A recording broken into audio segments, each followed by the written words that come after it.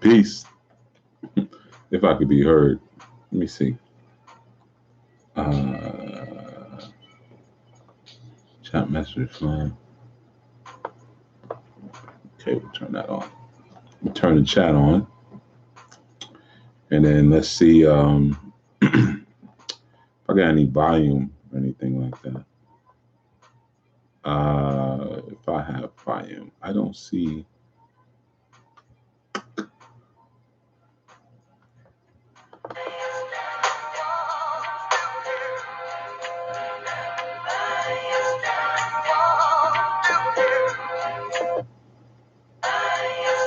All right. Think you should be able to hear me. When anybody gets in here, just tell me if you can hear me. Tell me if I can be heard whenever this. Okay. I'm playing with all the buttons here. uh, it's like yesterday when I did the sounds great. Okay, cool. Yeah, man. Yesterday I did my first haven't seen you in a while. I know those initials. I don't know the person. Yeah, I can hear you. Beautiful. Thank you. All right. Love your teachings with like a reading. Okay, cool. Goddess in training. Goddess in training. Okay. Yeah, just go to askosiris.com. AskOSIRIS.com. That's where you schedule the readings at. You know. You said you love the teachings. Where have you been getting the teachings? Is it from YouTube videos or you got the books? Just out of curiosity. Goddess in training. All right. But yeah, I did the first, not the first, but my first Facebook piece right here on YouTube. Okay. I did the Facebook thing last night. That was pretty cool, right? It was pretty for those of you who tuned in, my first Facebook live. I figured it out. I mean it's easy, you just press the buttons on your phone. But, figured out how it moves and how it works. Yeah, Lady and Moth. I think I saw your name on Instagram. And so yeah, so I said I'm going to try a couple of platforms. So I did Facebook last night. Tonight I'm doing my Facebook thing is Chief. Everything's Chief Yuya. Well, obviously not this channel. This is the Orisha, but Chief Yuya.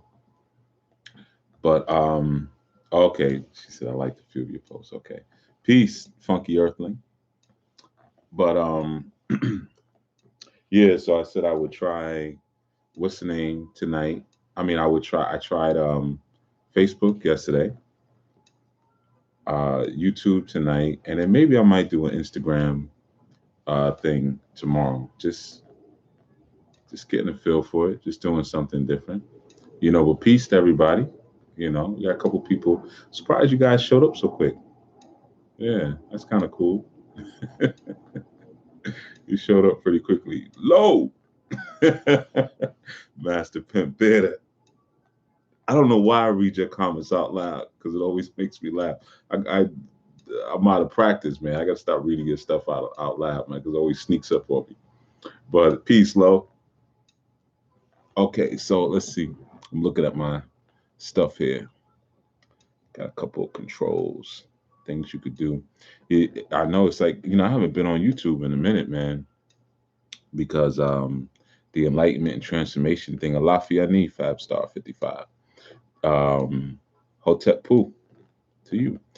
But yeah, man, I since December 2017 is when I kind of decided to pull back, and I'm so glad I did. So not sure how I got here, but the title was interesting. Yeah, much like Horrors University of BS. No, I'm just joking. But yeah, the title, it's I have a documentary that we're currently working on, All Horrors Go to Heaven. And we spoke about it a little bit last night on the Facebook Live. And, I mean, I've been speaking about it for a little bit, but, one of the things that I had told a lot of the listeners was that after I finished that phase of enlightenment and transformation, the podcast series, we'd be going into a different direction. And some maybe would want to go on for the ride, and some may not, but trust me, whatever I do is well thought out, and you know, there's a good meaning behind it. And sometimes, just like the title, like University of ES, the title may catch you, a certain way in the beginning. But if you follow along, if you just go for the ride, get on the boat, don't jump off, it will make sense to you. Okay.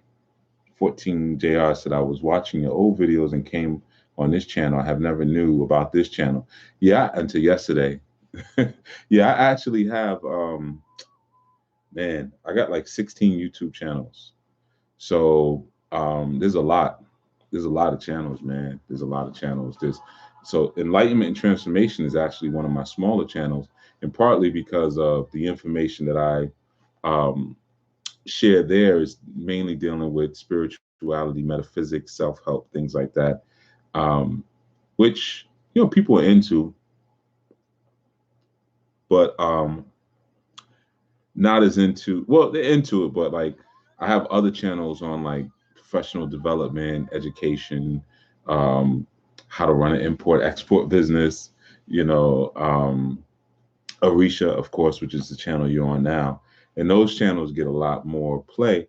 But like I was saying last night in the Facebook Live, that like this channel's got like 7,000 subscribers, something like that, or close to it. And I haven't put a video on this channel in probably like, truth be told, like 2 years, you know, maybe even longer than that. So, I say, yeah, let me come over here, and I'm gonna start going through my different channels and sprinkling some water on them, and resuscitating them, because there's people who have subscribed, and because they like the content that was on them. But each one kind of speaks to its own kind of vein. So obviously the Orisha channel, I'm dealing mainly with Orisha information, and enlightenment and transformation is everything. I would love to have you on my channel if you're open to that. Sure thing. Um, you're not on Facebook, University of ES. Are you on IG or anything like that? Just let me know. I can get my information over to you. Fab Star said, Chief, didn't you have a workshop in Canada? Yeah, I did a couple workshops in Canada, in Toronto. The last one was in January. It was really nice. Yeah, yeah, it was really nice. It was a nice set, nice vibe. First one was nice too. First one we did at a different book list, if you're familiar with that spot. Okay, so University of ES, my IG is Chief Yuya, ChiefYuyA, ChiefYuyA. So all you have to do, just hit me up there, and then we can go from there. All right. Um, but yeah, so yeah, we did the Toronto set. It was really nice, and we did a different book list. That was, I think, I do so many sets, man. Sometimes I forget the date, but I think it was November 2017, and in January of this year, I did we were at another spot. So it was really nice. The people were really really edified, and there's actually, if you go to, there's one of the other channels, you can get a video of a good portion, not all of it, but a good portion of the first one in 2017. And there's also these Moorish brothers had come through. It was about four or five of them, maybe a little more. And they enjoyed the presentation so much, the one that I did in 2018, that they actually did a review and recap on it on their channel, and it's the Canaan Land Moors.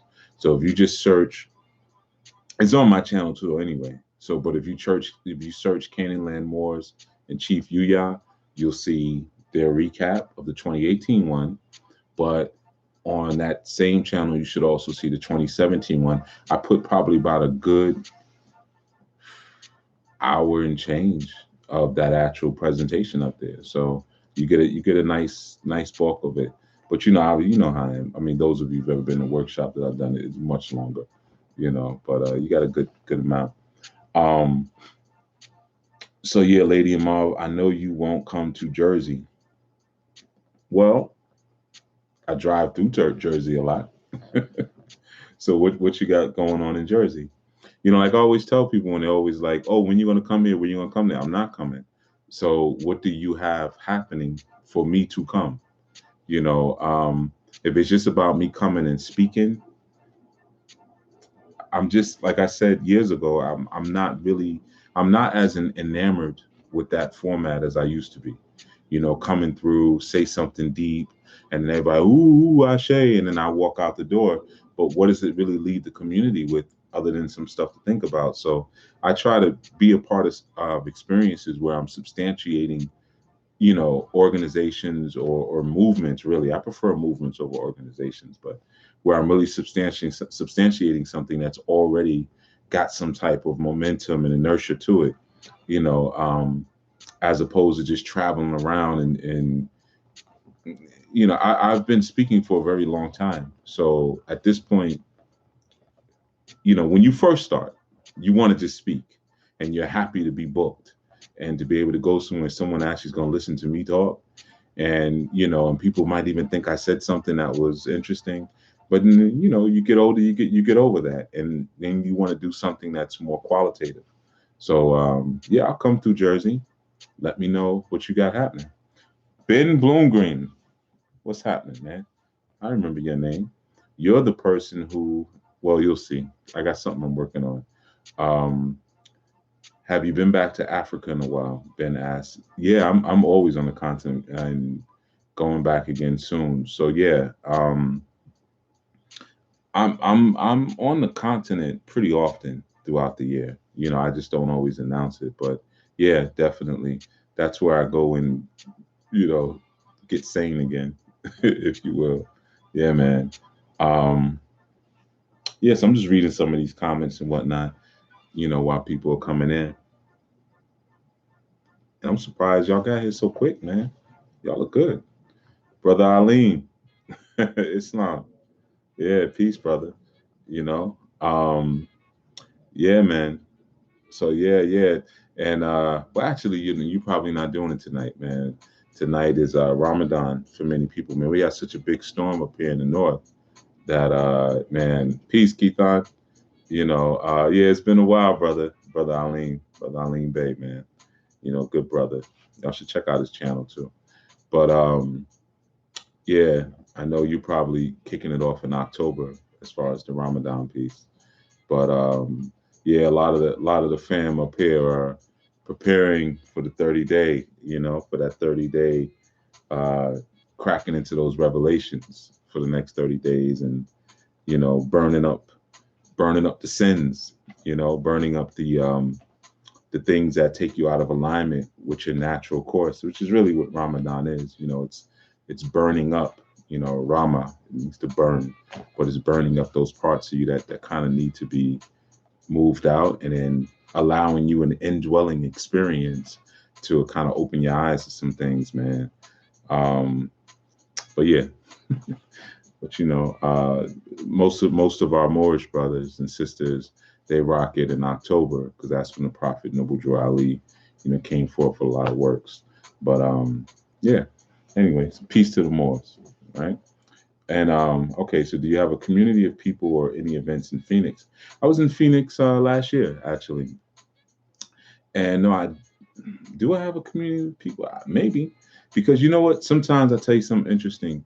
I get messages from people who tell me that, oh, there's 10 of us here and we meet every Thursday and listen to your segments and discuss them. And I've had that happen several times, man, where people just got together on their own and almost created like their own little chapters and told me later. So I haven't intentionally created any intentional communities in Phoenix. I have done work out in Phoenix. Um, but yeah, man, there might be something there, or you can get it started and we can move forward from there. South Florida live presentations in the works, maybe. Actually there's two, but we're still setting up the dates for that, for the South Florida piece.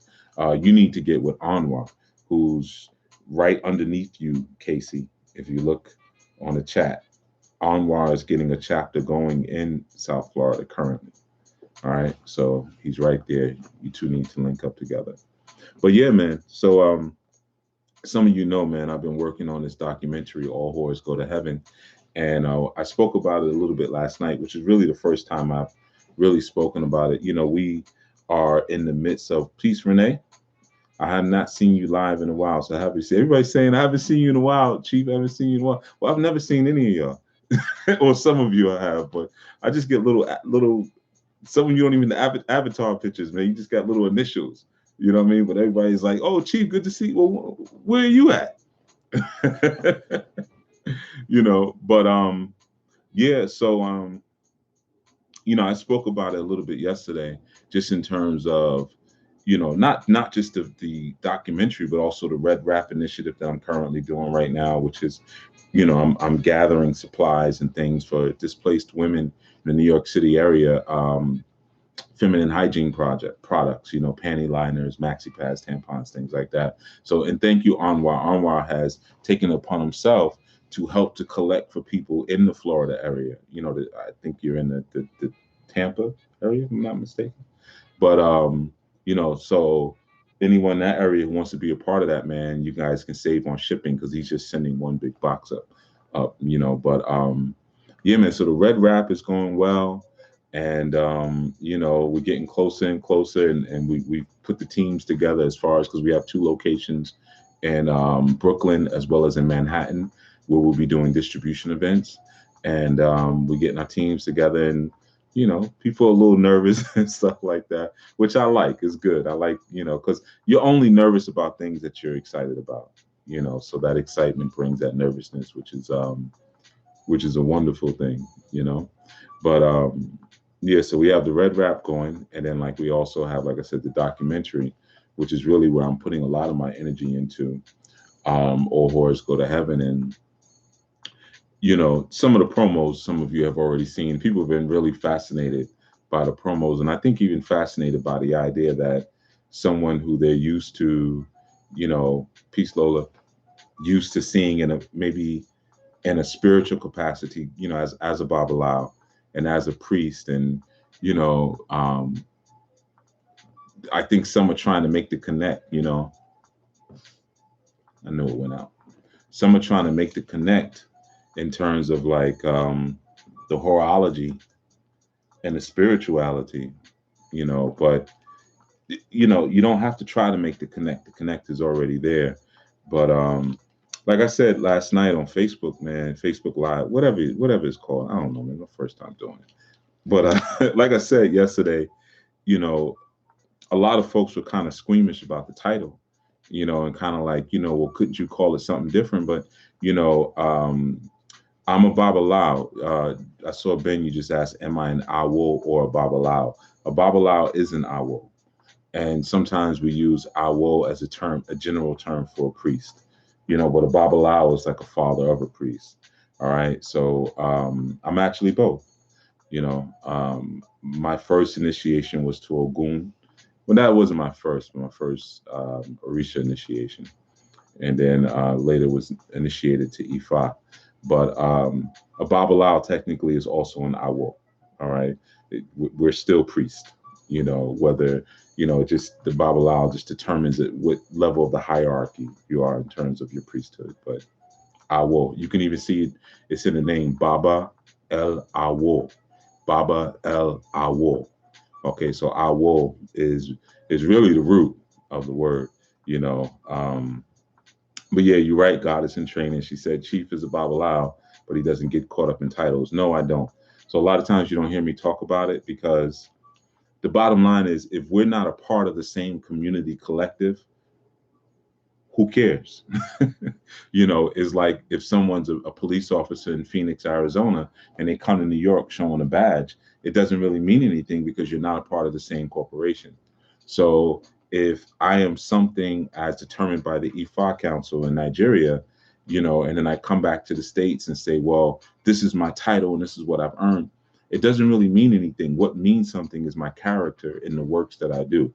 So I don't like to get caught up in the titles too much because um, I'm a lot more interested in dealing with the works, and if the works are good and the works are effective, then you can call me what you might say, oh, he is a priest, or he's just a good guy, or he ministers to the people or whatever. but I'm more interested in letting my character create its own title, because your character within itself creates a glyph in the universe. Just like you on your keyboard, your computer keyboard, you have characters, A, B, C, D, E, F.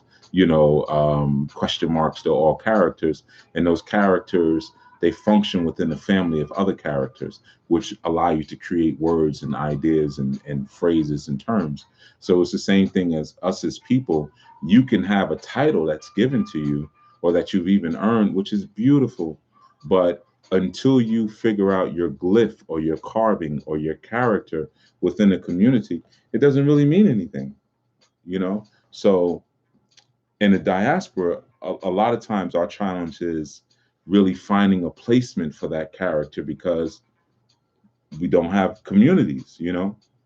So as a priest, you have to look at, you got to look beneath the surface of things that most people won't. That's really part of your job, man. You have to go. Ifa means to scratch. And when you're scratching, not only are you leaving a mark, or like we say, footprints across the sand. It's a term we use a lot of times, but you're also going beneath the surface of things. So in going beneath the surface of things, you got to look for root causes. You have to create better causes in the world. You're looking at the effects, but really you got to deal with the land of causes. With the land of causation is the land of femininity, and inside of that dark causation world is where you begin to really earn your character as a priest. That's why Awo also means mystery. So Baba El Awo is the father of mystery, or Awo by itself is just mystery, because priests, we're supposed to deal with that dark, mysterious place that nobody really wants to go into, that scary place. Um, and it's just like in Yoruba, we have the term Iwawo, and Iwawo means star. So like Iwawo is like, your star represents your children. Like you have the sun, moon, and stars. So the star aspect is like the mystery of you that comes forth, right? Because a lot of times you confront, but your children will tell on you. Children will tell you how you really are.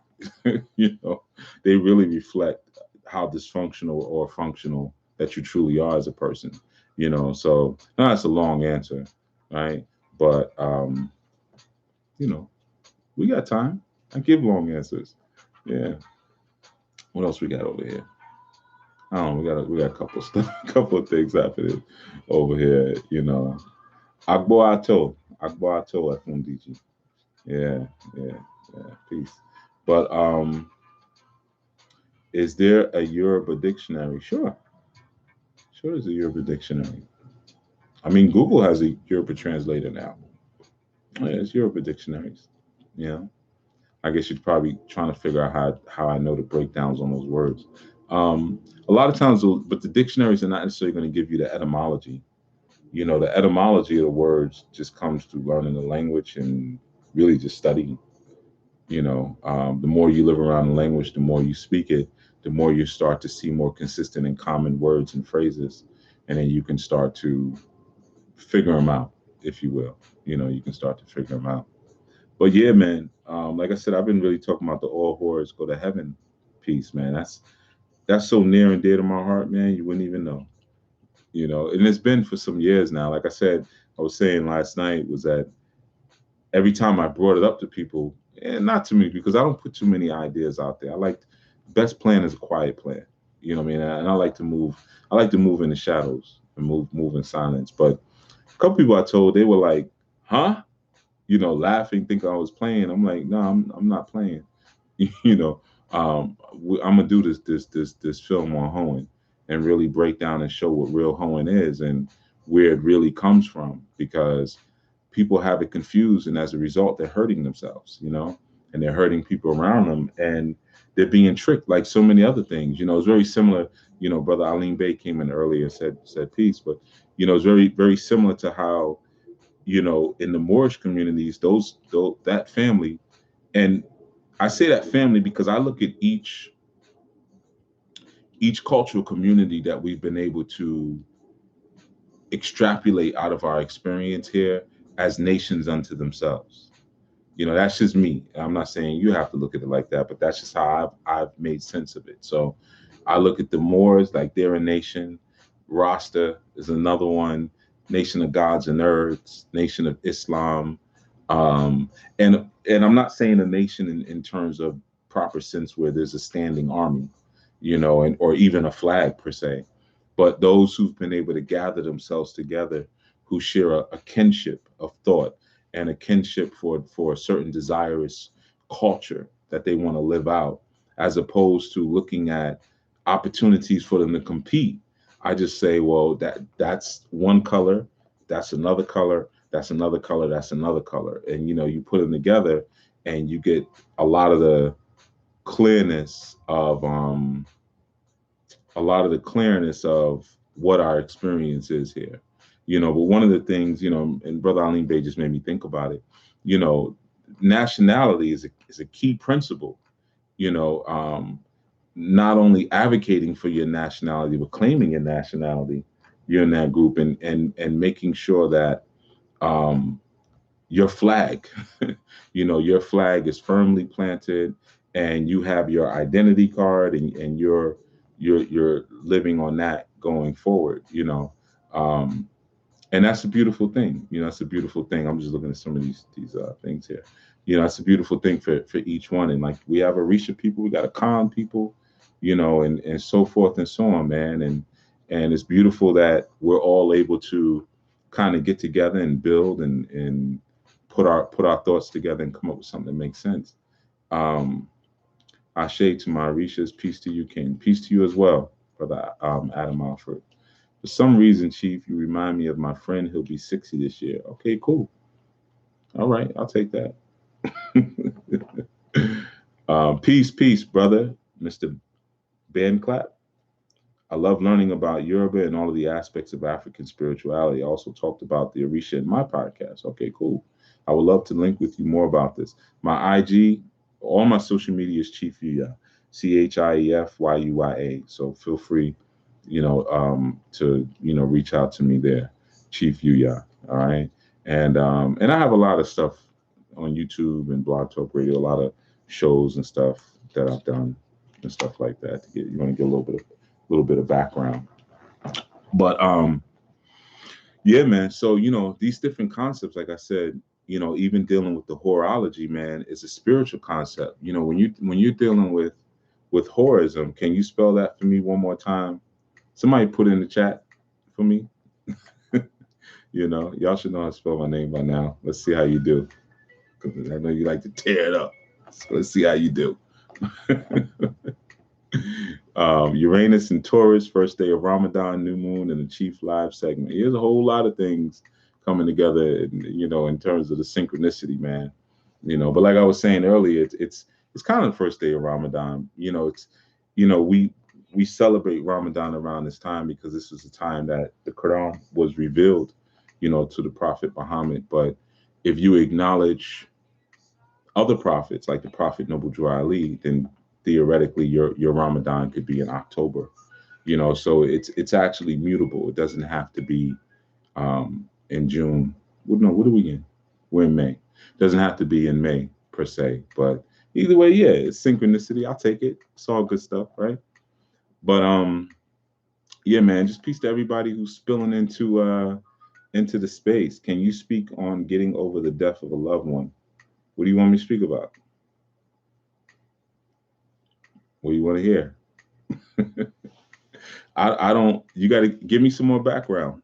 I could speak on that all day, but getting over the death of a loved one, like I don't really advocate getting over anything. So I need to understand your perspective. Getting over things, man, is a lot of times it's really dangerous because when you get over things, you create demons and your subconscious by getting over them and not getting through them. When you get over something, sometimes you got to step on it. It's just like a person. When you're trying to get past a person and you're not necessarily doing a person right, sometimes you step on them to get to where you want to go. But in the process of stepping on them, you create an enemy. So, but now that enemy still lingers there and it's back there. Well, sometimes we do the same things with different ideas and thoughts that we have in our own psyche. We want to get over them, so we step on them, we compress them, and in the process, we deform them. It's like if I took my face, let's say if I don't like this side of my face, so I did this, and I held it like that for 25 years, right? Because I don't want to deal with this, so I just do this. Well, after 25 years, this side of my face is going to be deformed. So what happens when I go to look at, oh, that looks horrible. So now I'm going to cover it up even more because I don't want to deal with it. But if I would have dealt with it in the beginning, I wouldn't have deformed it. So a lot of times, things that don't need to necessarily be what we would call monstrous in our psyche. Sometimes when you close your eyes, if any of you've ever meditated, you notice the first thing you see before you see all the auras and the rainbows and the balloons, you see monsters. You close your eyes and, ooh, what the heck was that? Something comes over, looks like something from the Call of Cthulhu, like some H.P. Lovecraft type stuff in your subconscious because you have thoughts and ideas that you didn't deal with, that you suppressed, and you put all this pressure on them to keep them down. And just like sea creatures in the bottom of the ocean, there's enormous pressure down there. So if you keep that pressure on things down there, they look different. That's why a stingray is so flat, because of the pressure that it lives under. So get over the death of a loved one. I wouldn't advise that.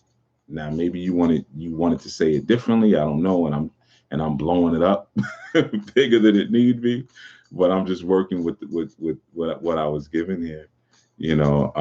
Goddess in training says, how do you feel about alcohol and spirituality? Is it okay for us to have a drink? Um, who cares how I feel about it? Doesn't really matter. How do you feel about it? Is it okay for you to have a drink? Get out of the dogmatic aspect of rules. When you're dealing with spirituality, you're dealing with your own inspiration. See, that's the beauty of Ramadan. It's like when we talk about different scriptures or different ideas, or you read my books, you notice none of my books have bibliographies. None of them. Because when I write a book, I sit down, I have like grasping, some of them I wrote on notepads, but like grasping, I want to say shrine and altar. I have this old HTC cell phone. It doesn't have any service on it, but it's, remember when the phones used to have, like, it would flip up and it had the physical keypad? I have one of those. And that's how I usually write my books. I go out in the park somewhere, or sometimes it's in the middle of the woods, and I pull out that old phone and I just type. I look around, and as I'm looking around, I'm typing. Okay, so I'm not looking at book. Well, so and so said this, so it must be right because it was in print. And this one said this, must be right because he said it too, or she said it too. So they comparatively, no, And I'm not saying there's anything wrong with that, but that's just not how I'm inspired. So inspired, it means to be in spirit, and spirit or spiral also means breath. So when you're inspired, it means to breathe into, or to be breathed into, like the breath of life. So to be inspired means to have that divine, or that akashic spirit that comes inside of you, and then this is where your creativity or your thoughts are coming from. So like I said, when I write my books, I'm inspired, just like someone writing a scripture. When I do segments and shows, I'm inspired, and if I'm not inspired, I don't do it, So same thing with you. When you're asking me about alcohol and spirituality, does it block your inspiration? Your spirituality is how you're inspired, and we're all inspired differently. I might be inspired by colors, or by looking at women dance, or looking at children play, or being in the woods, and being in the woods at night and having that slight fear, but also having that sense of exhilaration. And that may inspire me. And that's when we start dealing with altars, because altars are what alter your consciousness. So what alters your consciousness towards inspiration? If it's alcohol, there's no rules. The idea of rules, that's, especially when it's dealing with a recent stuff, that's from the Catholicism. Well, you got to do it like this because there's no such thing as that, man. I'm telling you, there isn't. It's very mutable. There's cause and effect. You know, um, can you get into a bad place if you succumb to substance abuse? Yeah, you know, um, but you can kill yourself drinking too much water. So at the end of the day, man, it's ask yourself that question, not some guy on YouTube, because I'm going to tell you what works for me. You know, and that's for anything. Just like when you're doing divination, you read a book on tarot, all you're reading is somebody's interpretation of the tarot, but that doesn't necessarily mean that that's what it is. You know, so that's my answer to that, man. I know you might want a different kind of answer, but y'all should know me by you should know me. You should know me better than that by now. Lady and Mom said, "Is there a woman's call? Is there going to be a woman's call anytime soon? It's been a bit difficult to find women to talk to in healthy relationships." Yeah, not so much a call, but we're getting the women's ministry started back up. I just wanted to get through the Red Wrap Feminine Hygiene Drive before I put my energy back to that.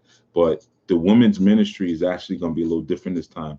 Before we were doing a lot of calls and stuff like that, and I don't want the women calling too much because if you're not building and working on something, there's another kind of toxin that comes to the surface. And I had to learn that the first time. It was my fault. So most of the women's ministry stuff isn't going to be about calling and talking about your husbands, and because honestly, most of you can't handle that. It's going to be about working. Like we doing another feminine hygiene drive. You want to link up with the women and talk to them, help with the drive. Or we're going to go support this teen shelter, help with that.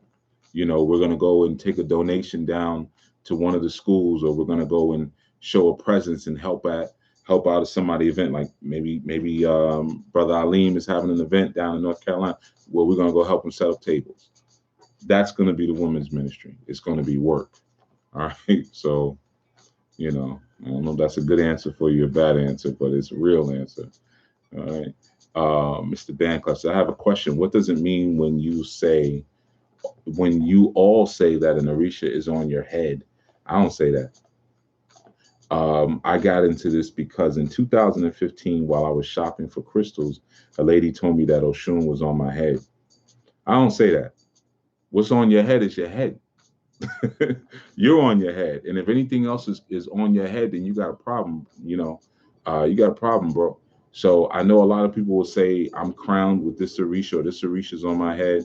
I don't get down like that. You know, um, you have to be accountable for your own decisions. You got to be accountable for your own guru consciousness. And those Orisha, they're tools. They help you. It's almost like receiving a Quran or receiving a Bible. Those books should not rule your life. What they do is they're guides. They're like signposts, basically. Oh, okay, look there, look there, look there, look there, so you can find your destination. So your Orisha are no different. They're basically signs and guides, and they help you with character development so you can find your destination, but they're not the destination. And sometimes you hear people say that, like, oh, like I'm initiated to Ogun, for instance. And people will say, oh man, you're so Ogun, you're so Ogun. No, I'm so Yuya. And that's even a temporary name. That's just, you know, when I came out my mama's bush, yeah, boy look like Yuya. But the reality is that's mutable too. So you're as far as what's on your head, it should be you, because you can't abdicate your behavior to something. Oh, I act like this because I'm this type of energy, or Goon is on me, or Shun is on me, or this. Don't get into that, man. I'm telling you, don't get into that. Your ori is what you need to deal with. Your ori, your character, your thoughts, your words. Your thoughts create your destiny. Your words create your fate. The word fate means to speak. Okay, and your thoughts, they shape your head. That's why we say do not let my ode spoil my inu, which means do not let my outer head spoil my inner head. The outer head deals with your actual, like your human thoughts. Don't let that spoil my consciousness. So because that's everything, man. All you need is this. Everything else is ancillary to the head. Don't forget that. And I know a lot of people will teach you differently. That's on them. You know, I'm I'm giving you better stuff. All right, I don't mean, I'm just being quick with it. I don't mean to sound arrogant, but some people just don't know. They've been told a certain thing, and well, my godfather said it, his godfather said it, his godfather, and it's going to back all the way up to somebody who didn't even know what they was talking about. But the older it gets, the more powerful we think it is. And sometimes old stuff isn't wrong, especially when you recognize that Some of us come from a defeated people. So we have to re-examine some of these old ideas. All right. I know people not going to be feeling that statement, but whatever. You know, yeah, man. So deal with Ori. Deal with Ori. What else we got here? I didn't even get talk about my documentary, man. Talk about these whores, but yeah, sorry, I'm gonna go into some of these questions. So I did an offering to her, but Oshun herself didn't appear to me until later in 2017. See now, okay, so Mr. Bandclap says I did an offering to her, Oshun, but she didn't appear herself until 2017. That statement doesn't even make sense. That doesn't even make sense. If you got blood in your veins, Oshun has already appeared. She's liquid, she's water, she's the movement of rivers of energy and plasma throughout your body. She's already appeared. She appeared when, when your pops busted nut into your, excuse me, I mean be so vulgar, it's late. When you were conceived. She's already present. Nah, you're looking for an experience, like some woman dancing on the water with all yellow on and gold, and that's no, that could have been an artificial spirit. When it's you have something that's toying with your sensory and somatic experience like that, most time that's not even a real thing. Oshun is already here, man. Yeah, I'm gonna skip around a little bit, man, because I see you got a lot of stuff you're saying there. I also feel the energy of Elegba as well as being a Gemini. You got too many, man. You in prison. Being a Gemini is where your body started, man. Work your way around that circle. Don't get stuck on Gemini. That's just one. That's one world. That's like saying you want to live out your whole experience on Earth. Why would you want to be stuck on one prison? No, I want to go planet to planet to planet, and I want to go beyond the planets because planets are just small versions of the larger plan, the larger experience. So let me hop around these planets so I can get to the good stuff. Same thing with your Gemini, your Aquarius, your Leo, your Pisces, your Cancer, your Sag, Capricorn. No, man, you got to be all of them, man. So you're locking yourself up. You're re-enslaving yourself, man. Um, Yeah, man. So let me see. Let me go through this. What does the Yoruba tradition say about grieving? It says the same thing you say about grieving. Here, Yoruba is a people and a language. You got to understand that. I don't know if it's Johan, it's Jovan, or Jovan, Chronos, but Yoruba is a language and it's a people. Yoruba is not a religion. It's not a spiritual system. People say that, but it's not. We deal with Ifa, we deal with Orisha. So if you're saying what do the Yoruba say about grieving, you got to understand within that culture, people grieve, but there's also an acknowledgement that these people are not dying per se, like they're not gone. They're still existing. The ancestors are still very present and still existing with you. It's only here that we're so fascinated by necromancy. So we become like necrophiliacs. We're just fascinated with things dying and no longer being here. And that's why we're so afraid of the changes and transformation in our life. But they're still present, but they're transforming. Life, like we said, inspired. When you're inspired, you come to life, right? So what is it again to be inspired? To receive the breath of life, right? So when you receive the breath of life and it's put inside of you, when this shell, goes through what it's supposed to go through, the breath of life, that bah, like we have in comedic form, that bah leaves. So it's still present. So that same animating force that has me talking right now and whoop, whoop, whoop, and saying whatever I'm saying, when this expires, because this isn't even the I, this is temporary. This is dying right now. As I'm talking to you, I'm dying right now. So as this thing finishes and decomposes, because it has to decompose so that I can get free. Because right now I'm trapped inside of here. So when this thing totally decomposes so I can get free again, and I go, bah, and my heart goes, bah, everything's gonna go bah. Right now it's going abba, abba. That's your heartbeat. Abba, abba, abba. And what is abba? The breath is coming in and it's being trapped. Hubba, hubba, A B, hubba, right? When I expire, it's gonna go bah. So now I'm free. You see, that life that's inside of me is no longer trapped. It's still here. It's just not trapped. And a lot of times we can only relate to things when they're in a cage. You like a bird is so pretty. I'm gonna take you home, put you in a cage. Or I see these beautiful tropical fish. I'm gonna put you in a tank. We have trouble relating and connecting to things when we allow them to be free. Sometimes we even do that in our love relationships, man. If we can't put demands on people or go to the state and say, hey, let me put some paperwork on you, then we feel like I don't have anything here because I haven't been able to put demands and cages and bondages on it, man. It's the same thing with us as a people, man. You can relate to people in their free state. When the body's going, you can still relate to them. So that's a cultural thing. But just remember, Yoruba is a language and a people. It's not a religion. All right. Um, let's see. I don't know. I see a couple things. Arisha come to us at different times because they all assist us throughout life. True. They assist you when you feed them to do so. They don't assist you because they feel like assisting you. It doesn't work like that. I'm just saying in general. I'm not correcting anybody. Um, Band class said that's definitely the type of mindset that I have now since I've been studying this. Okay, cool. I don't know what you're talking about, but I'm sure it's something good. You said, yeah, I must say you are the realest out here when it comes to this. Nah, I ain't the realest. I mean, I don't know anyone realer, but they're out here. They probably just not on YouTube or whatever, or wherever the outlets are. You're the only one that really breaks it away from the religious standpoint, of which I don't like, because you're right. It is about you working with your own energy.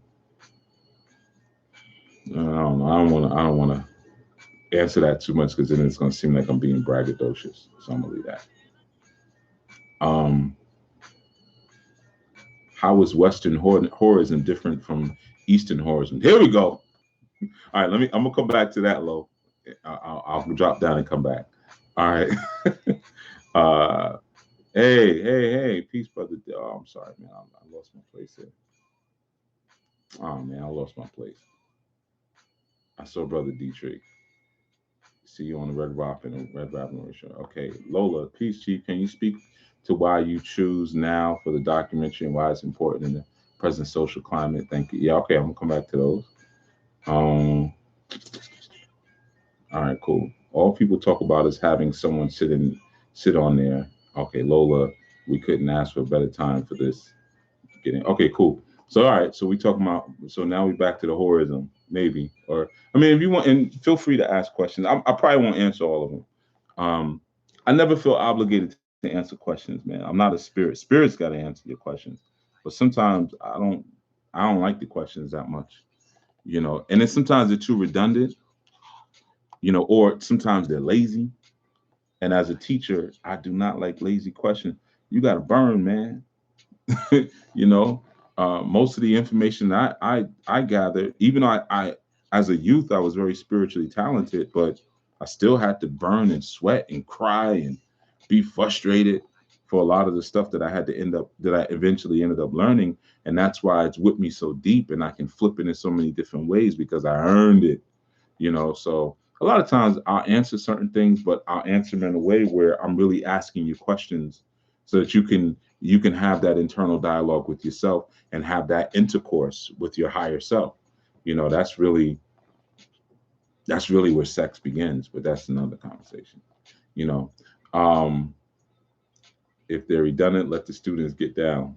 Yeah, true, exactly. Students can answer some of that stuff. Um, Lo says, I'm ready for this game because I'm so L7. Y'all know what L7 means. That means square. But yeah, man. So going back to Eastern horism versus Western horism, um, they're really just like any other archetypical energy or archetypical experience. There's really only one way to depict it. So there, Eastern horism versus Western horism, it's just really, you're talking about Eastern sexuality versus Western sexuality, and it goes to family. In the East, there's a less, the sexual imperative isn't so ownership based. So you have, for instance, situations where you'll have temple prostitutes, right? And here you also have temple prostitutes, right? But temple prostitution here is more undercover, and it's usually involving homosexual guys, right? So, and I'm thinking about how much I want to share on that because I don't want the video to get blocked or anything. You know, certain words you're using, they got the now that the AI, the voice recognition is tight, you know. But heck, I done said whore already, so who knows? We'll let it go where it's gonna go. So in the East, the understanding of the value and the power of sex and how it can be a shared experience is a lot more prominent than it is here, because here the sexual imperative is it goes back to the ownership aspect. So you go into certain places, like even in India, you have certain times of year where women will commit themselves to certain shrines, and what that essentially means at times is that they'll sleep with certain people almost as like a penance. So like a person will come by. The way it works is that it's a whole little process to it, but a person will come by the shrine, and whatever they offer to give, she has to accept it. So let's just say we'll use our money. Like person has 50 cents versus a person has $1 or whatever. She takes that and says, okay, come on, have sex with them. Now these are married women, right? And they do this at a certain time of year. It's just a part of their temple service, right? So here you have a similar kind of thing, but it usually happens with young boys in a way where they're not told that that's what they actually are. See, there's different power that comes in different forms of sexuality, right? So of course, a lot of times when we're looking at I see questions, I'll get back to it, but when we're looking at the value and the power of sex, especially those of us who are African centered, we primarily focus on heterosexual sex and that coming together of that duality. And of course, yeah, I'm going to tell you that that's the highest science. However, different forms of sex create different things. So just like different sexual positions create different things, if you're having sex with a woman and it's like we call doggy style, right? You're pushing her forward. So her ideation and her thought process and whatever her idea is for, you're manifesting that forward. As opposed to, let's say, if you're having sex and she's what we call like riding you, or the ISIS position, she's actually reviving your heart. And in that instance, she's reviving your heart in that ISIS position. So she's actually healing you. You find even with oral sex can be very healing to a man because there's so many nerve endings and the tip. I'm over here touching stuff like y'all know, and the tip of his Dixon will pull it out, but there's so many nerve endings in the tip of his penis that it affects different parts of his body. When maybe her tongue is going around it or her finger is going or whatever she's doing with it. So you'll find that different aspects, in other places, it's a little bit more distinctive and a little bit more characterized in terms of why we're doing certain things a certain way to affect certain means. So even here, like you have, man organ action, right? And when you have two men together, what you're doing is you're pushing or perpetuating a thought or an idea forward and further, right? So what that essentially means is you're amplifying. So male on male sex is actually an amplifier, whereas male to female sex is a grounding creator. Okay, so that's why you have these different forms of rituals that people do. So horrorism often in the East involves women. Horrorism is perverted more so in the West because it involves men, or I'm not even going to say men, young boys, because there's a certain, that's where you get that agape love terms like that, the love between an adult male and a young boy, because there's a certain power that comes from the ritualization of that experience. And let me just make it clear, I'm not advocating any of this freaky stuff.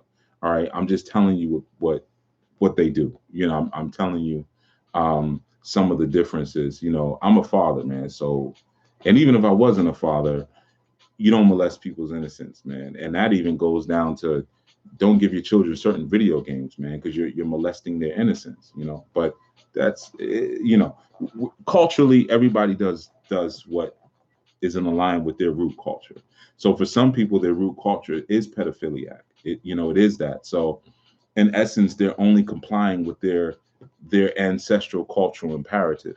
It would be nice if we started to do the same thing and align with our imperative. But so horrorism in the East usually is very temple based, and horrorism in the West is very covert and hidden. So because the church itself is a pseudo form of the temple, right? And they were designed that way. That's why, especially going to a Catholic environment, there's so much symbology. It's supposed to be like a temple, right? And things that would go on in the normal temple, where you may have women in there who are sky clad or meaning naked, and who are doing certain rituals. If you go into a church here, you may not have that. You may not have women, but you may have very effeminate males, and you may have all of this what we call like down low action and stuff happening like that. But all of that down low action, when you have the deacons and the pastors and they're blowing the backs out of all of the young boys there, they're actually performing wealth rituals and doing that, because it's the actual wealth that keeps the church going. I'm going to get into this in the documentary, and don't worry, I'm not giving too much of it away, because the documentary is going to have a lot of this kind of information.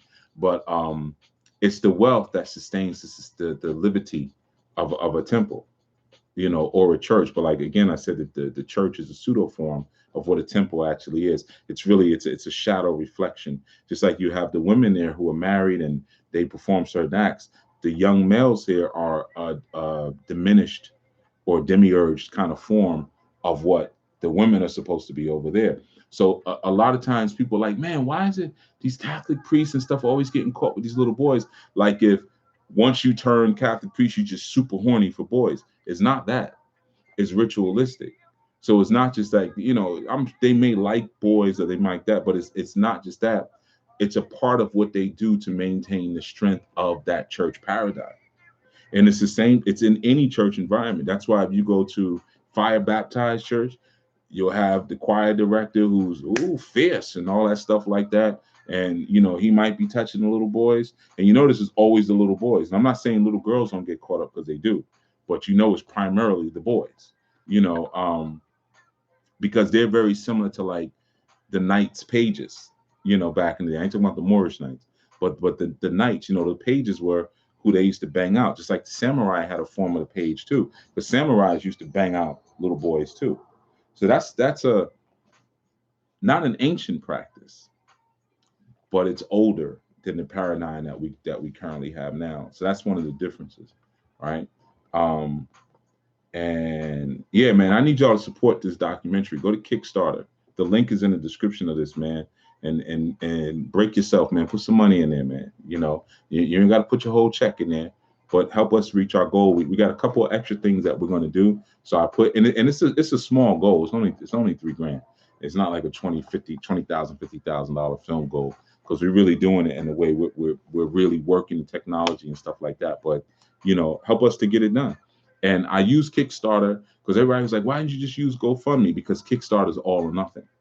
So if I don't raise all of it, then I don't get any of it. It's not like GoFundMe. With GoFundMe, if you put in $20 today, I can extract $20 tomorrow. But I wanted to do it in a way where it's like, ride or die. So yeah, man, support the film. There was some other questions up here. I know Lola had a question. I'll get to Peachy. Can you speak to why you choose now for the documentary and why it's important in the present social climate? Well, the now aspect is really just because I see just a lot of misguided females, man, who are taking on a paradigm of something that they don't understand. And that's what I was talking about when I was talking about the Moorish thing. Like I was saying, one of the things that they really focus on is nationality, because they understand in order to, and Brother Aleem Bey could speak to this better than I can, being an elder in that community. But one of the things that taking on the identity of a Negro or taking on the identity of a Black person, they're not able to, from a paradigm, from a spiritual perspective, tap into the higher lessons and the higher ideas that are included in what their culture is. because you're taking on the wrong title. When you take on the wrong title, you invoke the wrong thing inside of you. You see? So it's just like if I call you dummy all the time, or like I tell a lot of people, when y'all are reading the Risha information and stuff, a lot of people don't realize that that information is for adults. So if you haven't reached the thresholds and crossed them of maturation, then none of that stuff is going to work for you anyway. So when you talk about I'm Shango and I'm Oshun and this and that, that's for full-fledged adults. So we got to have that conversation first. It's just like when you talk about a marriage. Well, a man's supposed to do this and a woman's supposed to do this. And a lot of times when I'm counseling couples, I'll say, well, are you that? Are you a man? Are you a woman? What do you mean? If you asking me what you mean, then I already know you're not. So let's lead a marriage conversation to the side for a second, and let's get to just some.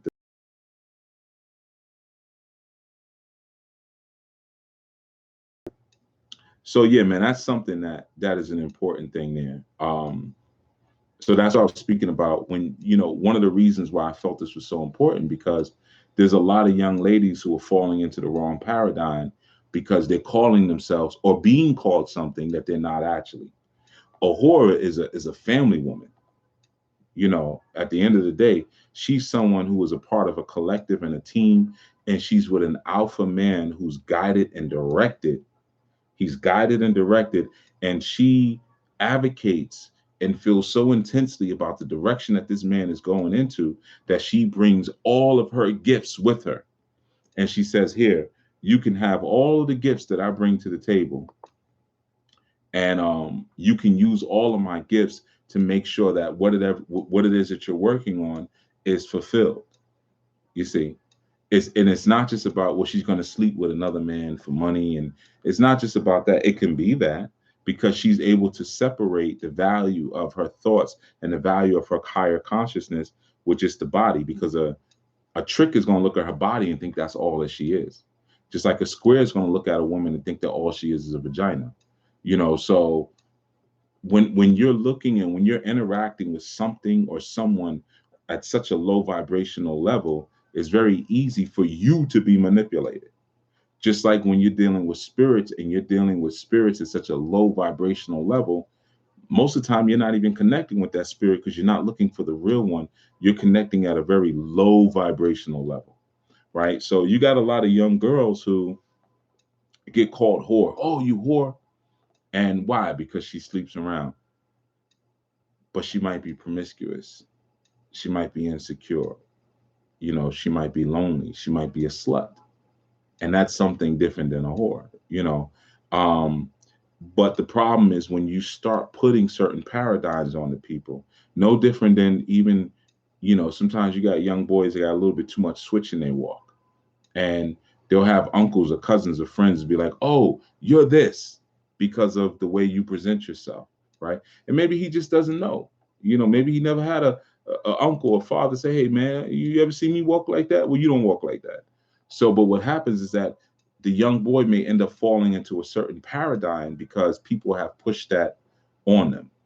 People have said, well, this is what you're, and me as a school principal, I've had that experience before. I've had young men come into my office, well, a couple come into, I don't want to act like it was hordes of young men, but come into my office and say, I'm gay. And I would ask them, like, well, what makes you, because that would always be my question, what makes you say that? Not just, okay, well, let's deal with it from there, because you might not even know what that is. Maybe, you just found yourself attracted to your friend. But just because you're attracted to your friend doesn't mean you're gay. Maybe you just like I tell guys, don't be body watching. Sometimes you're in the gym and you're looking at another guy and you're like, man, I wish my arms were like that, or I wish my back was like that, or my traps were like that. You know, and you might be stare. I mean, I don't do. I'm just saying in general, but you body watch it. So young men sometimes, when they're starting to learn the balance between their masculine and feminine sides, sometimes they may spend a lot of time in that feminine side, and then when they get around another masculine energy, they get confused and they're like, oh, they start to feel that pull, that natural pull, but it doesn't mean that that's where they're going to always be. So they classify themselves as something for life just on a transitory energy exploration. I'm gonna deal with this polarity for a minute, but I'm gonna hop back over. Like right now, as I'm talking to you guys, I'm dealing with feminine polarity. I'm going through the questions. Okay, who got another question? All right, baby. Everybody got their questions answered. That's me being Mama Bear, right? But I ain't staying there, So it's the same thing with this concept. Sometimes a person can exhibit something, and if society hasn't been educated about the value of it, because some young ladies come with that inherently, they come with that sexual. Some little girls are just sexy, right? They could be 11, 12 years old, and you look at their big sister and their mother and all of them, and it doesn't mean that they're super beautiful or anything like that. Some people just exude sex appeal, right? So you might have a male around them or another female around them that's confused by it or that's jealous, and will then classify them as something based on that. You know, um, I've dealt with a lot of women with light eyes, right? And it's not because I look for women with light eyes. It's just this is part of my mythology. I always end up with light eyed, hazel eyed, or green eyed women, right? And I found that with women like that, that's a lot something that they struggle with a lot too. A lot of times, they all had the same story when they were young. Their mothers told them, don't look at men in the faces, because they know men would look in their faces, look at their eyes, and kind of get hypnotized, and they might be 10 years old, they might be 12 years old, 14 years old, and they got these green eyes or hazel eyes, and men think it looks exotic or whatever it is, and they start acting in a way that they shouldn't towards them, So that was one of the reasons why it was so important. Also, there's this fascination with the idea of being a boss and making boss moves and how bosses move and so forth and so on. And a lot of people don't know what a boss is. And especially with females, a lot of times they'll commit themselves to situations that is not really an upgrade, that they're not really bossing up on, because they haven't really been able to identify the qualities of an alpha man. And based on identifying the real qualities of an alpha man, determine what they're supposed to be in terms of their own mental and character development in order to mate with that. Because every woman wants a boss per se, but every woman is not built for that. She can be designed and built towards it, but we live in a society now where women receive a lot of unmerited praise. She doesn't have to do anything. She just jumps up one day and says, I'm a queen. And then now we got to all deal with her on that level. I don't, but you got to deal with her on that level because she said, I'm queen so and so. And she might not be any of that. Like who crowned you? Where's your queendom? So the documentary is also about really outlining things in females where we look at, it's almost like the Kama Sutra and the 64 arts. What are some of the attributes and the ideas that go into creating a well-rounded woman, and a developed and cultivated woman beyond her aesthetic? Because like I was saying yesterday on the Facebook Live, a lot of times when you start talking about freedom for women, you start talking about sexual freedom and just liberation and freedom, it goes to a sexual place. Next thing you know, she's taking half naked pictures on Instagram because I'm free. She's showing her stretch marks or her fat rolls or whatever because I'm free. And she can't see her freedom beyond an aesthetic or beyond vulgarity, or she starts just using a lot of profanity because I'm free. And that has nothing to do with it. Freedom is free thinking. You may be at liberty to post pictures like that or to make statements that are vulgar or to be argumentative. But liberty is not freedom. They're two different things, totally different things, liberty and freedom. So getting into that place where when you can have self ownership, and self awareness of your self shape and your self identity, then you can start going into a place where you can experience personal freedom or personal free thinking, having original thoughts. And that's one of the key values of a whore, is that she's full with light. She's totally filled up with light, So she sees the world through angles that the average square woman is not seeing. Average square woman sees everything through emotions and need and deficit. So even when you start talking about marriage and stuff like that, she sees every experience, especially males, she sees them as an opportunity to utilize a utility, you know.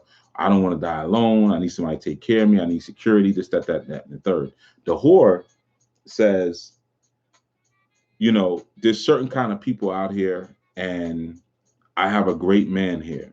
And he's great because of what he fills me with. When I'm done with him, I'm so full of light and so full of life and information. Now we call that, lacing her with game, right? So I've laced her with game, and a lot of times you hear, like, you might hear me say game all the time, and I've heard women say, I don't like that term game. I don't like playing game, because you're a square. You don't know what it means. Game just means that I'm seeing what's really going on in the world. So when I'm teaching you things about Orisha, I'm teaching you things about metaphysics and teaching you things about culture and marriage and relationships and all this, I'm lacing you with game. So now you can enter into those environments and you can play, you see, and not be played on. So when you're not laced with game, or when you're not filled with light, then you become a victim to every experience, and everything you receive out of each experience is intangible, like a trick.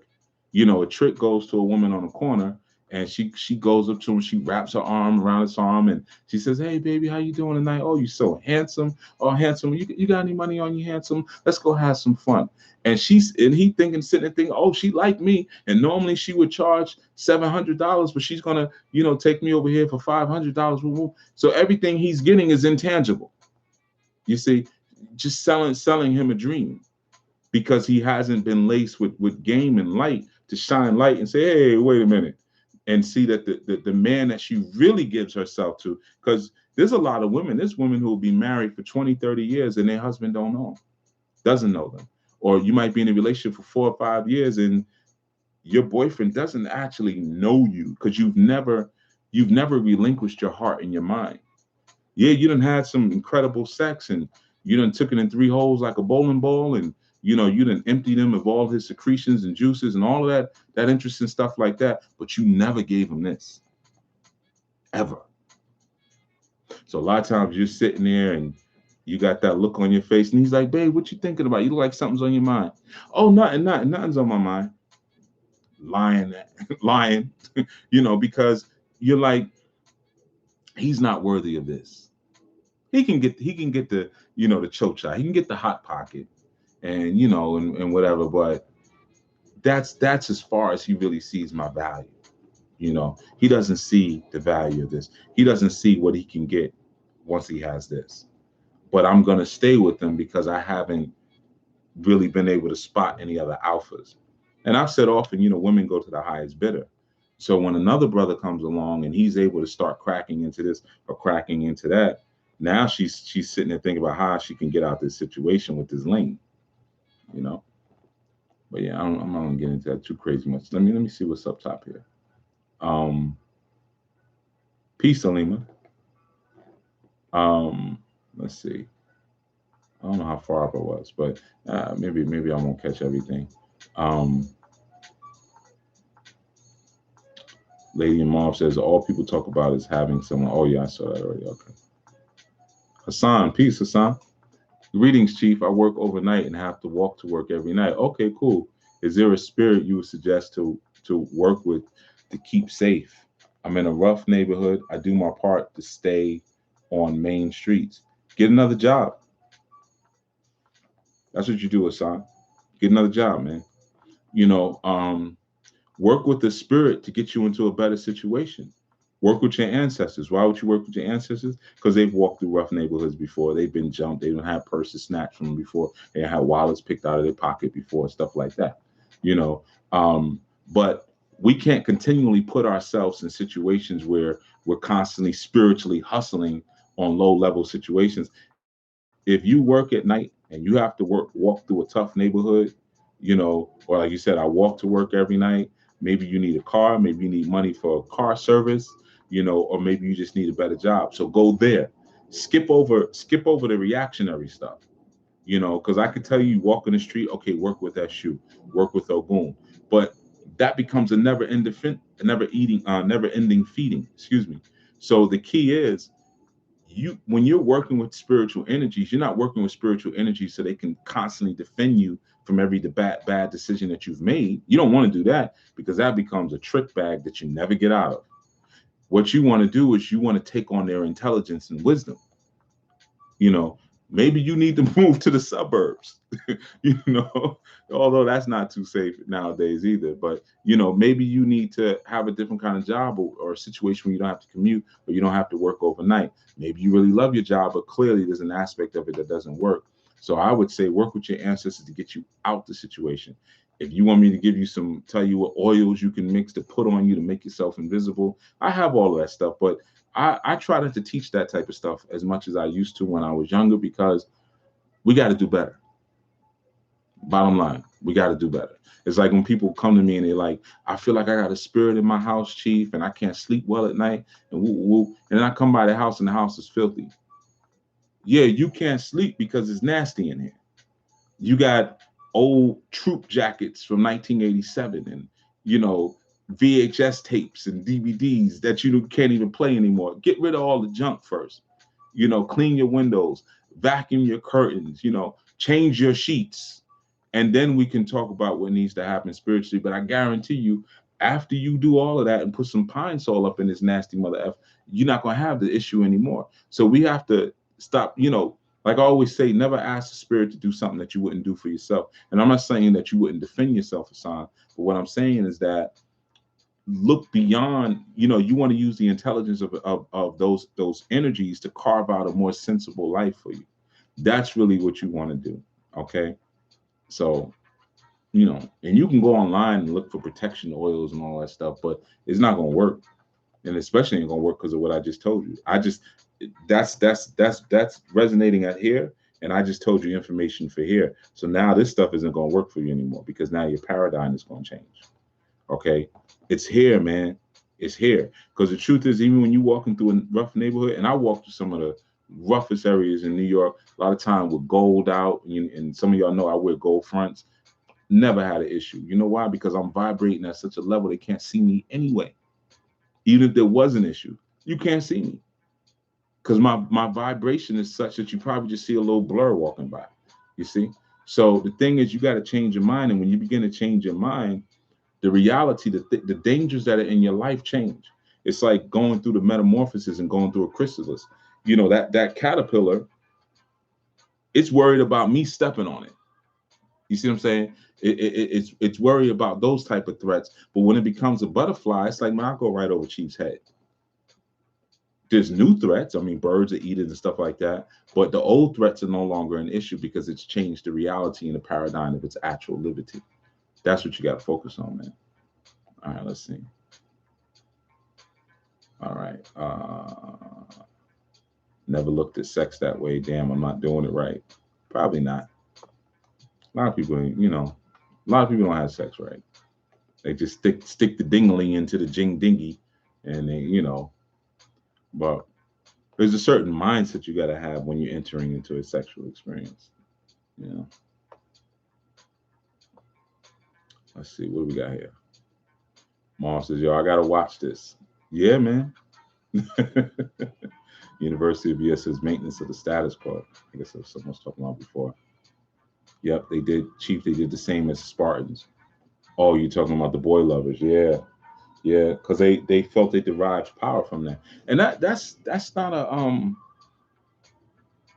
it's not a dead practice. Obviously you have it in the church, but even in Nigeria, like I know women personally who have young boy lovers because their husbands are old, and because women after a certain age, especially like in their early 40s, they get hyper horny, and their sexual strength, like they become like the Hulk, like Rita smash, and they become real sexually strong, and they might have married a man who was 20, 30 years older than them, so they get these young lovers who are usually their drivers. So when you see auntie, and she might be in her early 50s or late 40s, and next year she says, I need a driver, what it means. You like, no one says, oh, you about to screw, you don't say it. It's just it's known, but it's not spoken. Like, oh, the driver is smashing auntie, because she's still, it's like Jaja Gabor. Anybody's familiar with Jaja Gabor? I remember they had asked her, years, this is like back in the probably early 80s, late 70s. I remember watching this. I think it was on Johnny Carson or something. It was some late night show. But they were asking her how she maintained her youthful looks, and she was like, "I keep young lovers now." But I know what she used to do was take the sperm of her lovers and rub it all over her body. So Elizabeth Taylor was trying to do the same thing with Michael Jackson.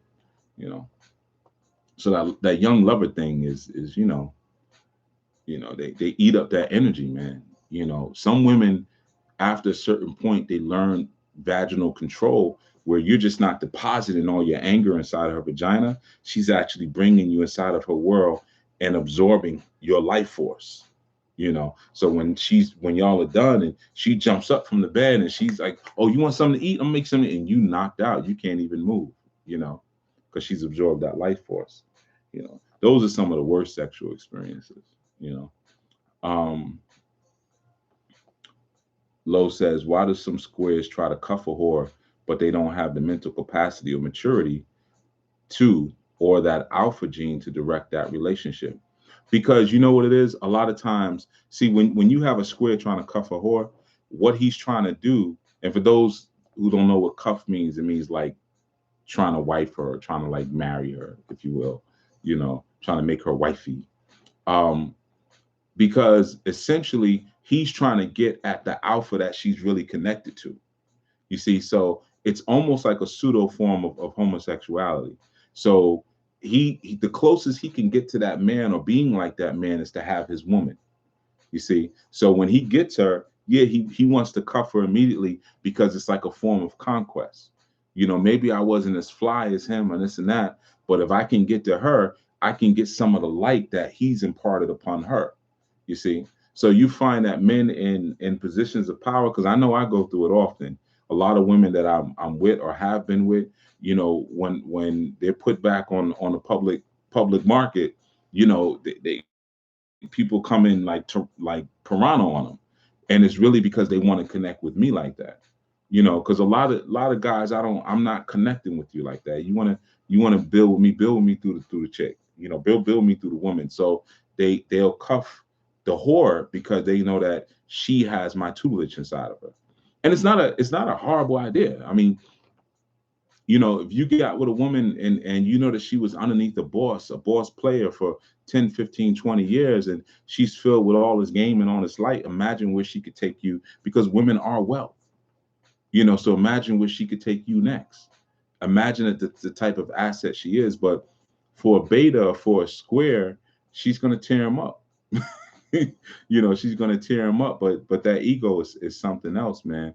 But her job is to tear him up. Women's job is to destroy. That's what they're here to do. They're destroyers.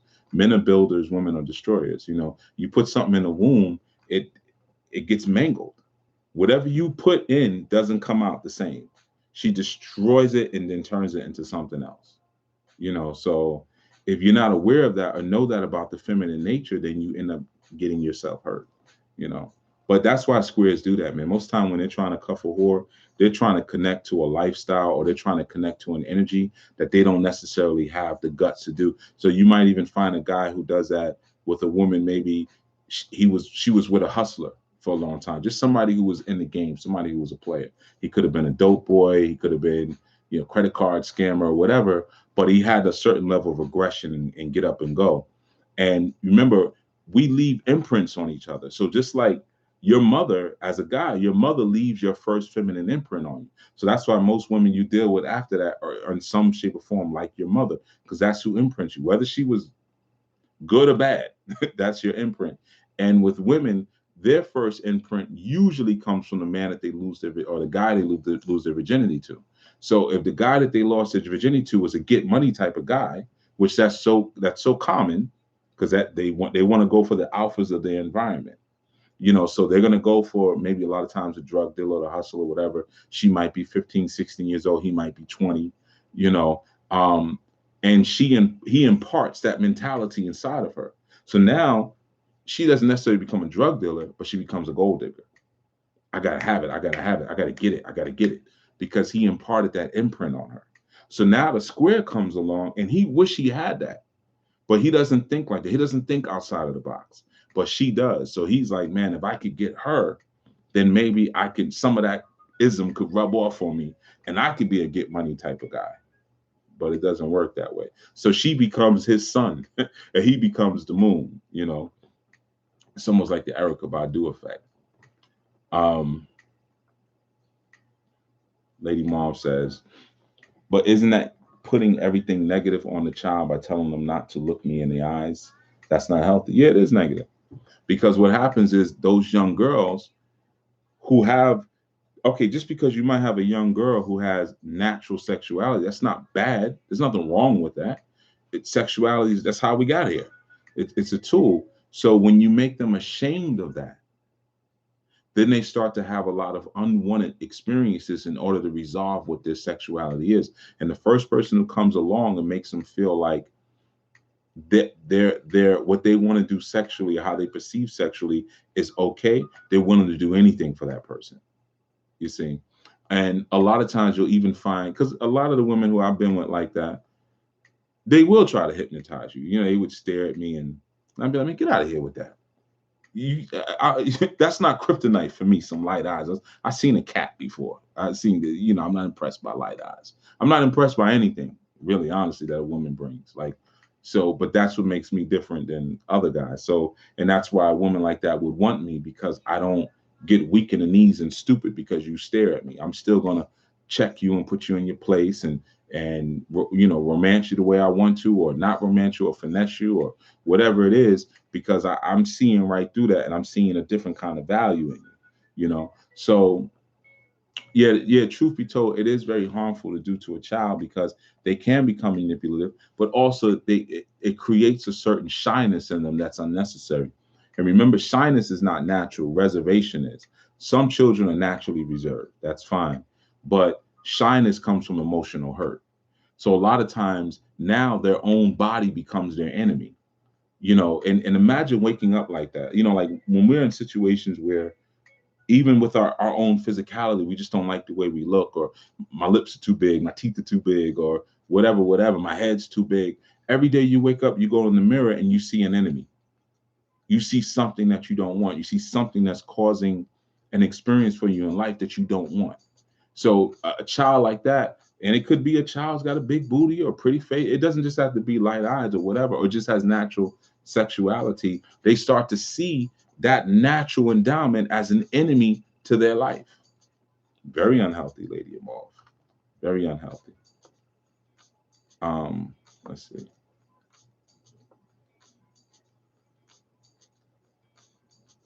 Some men go to the biggest purse also.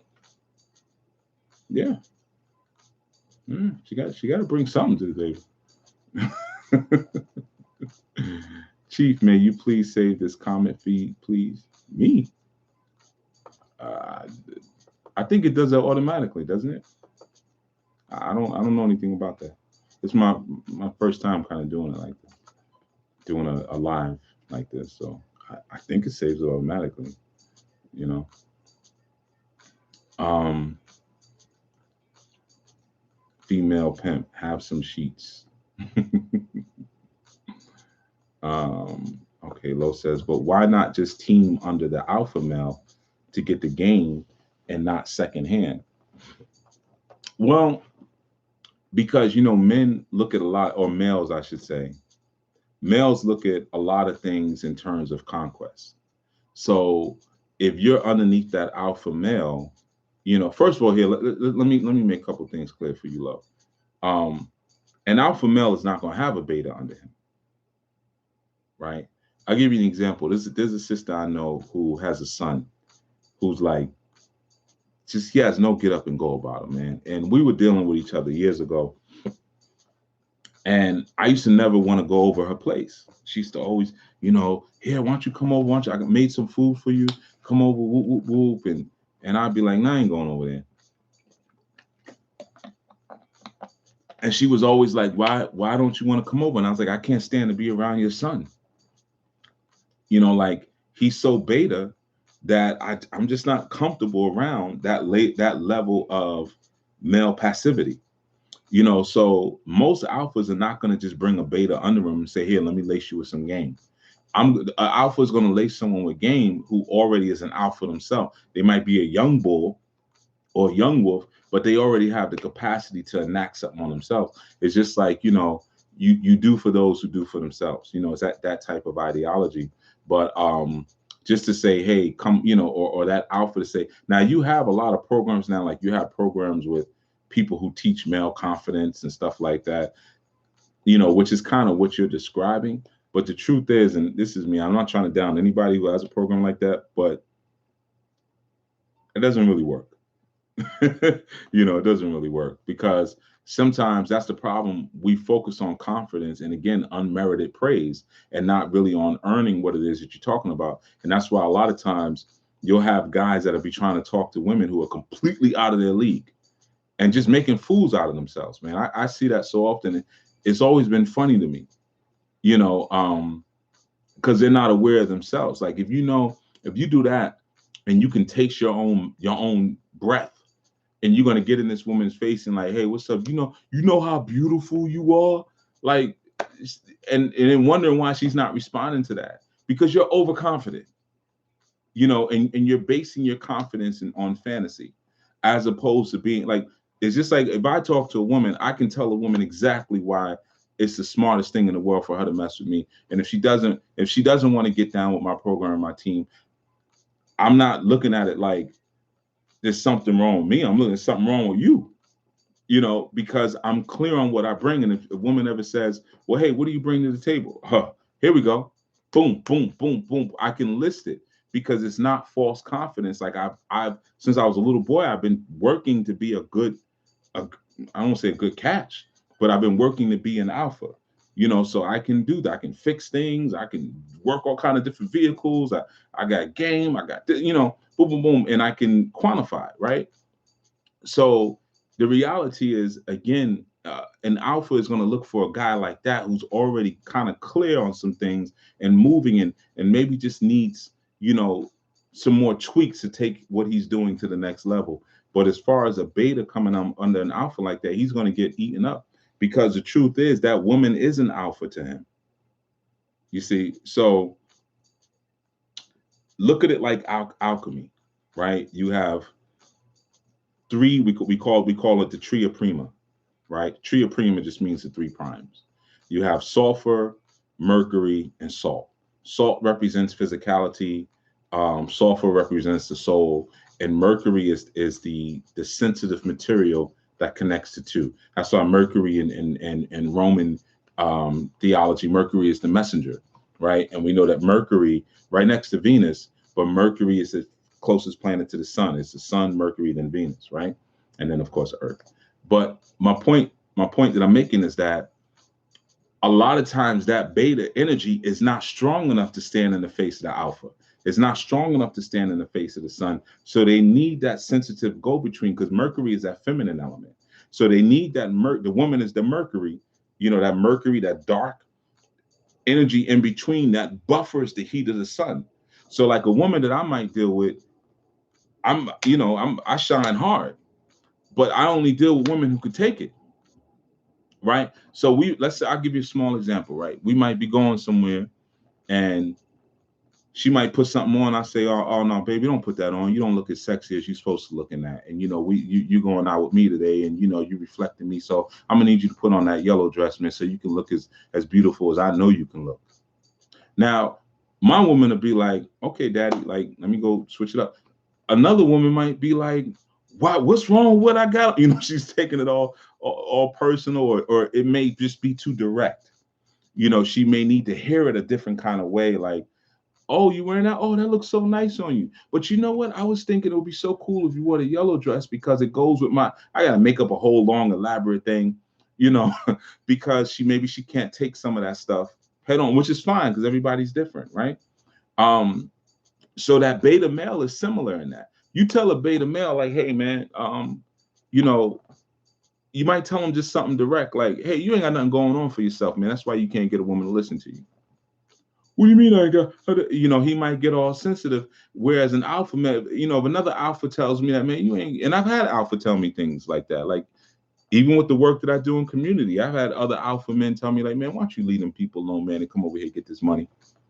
And I didn't take it like, you don't understand. I'm doing the ancestral work. It's like, okay, well, I hear what you're saying, player, but this is where I'm coming with it, and maybe you got a point. I have to think about that, you know.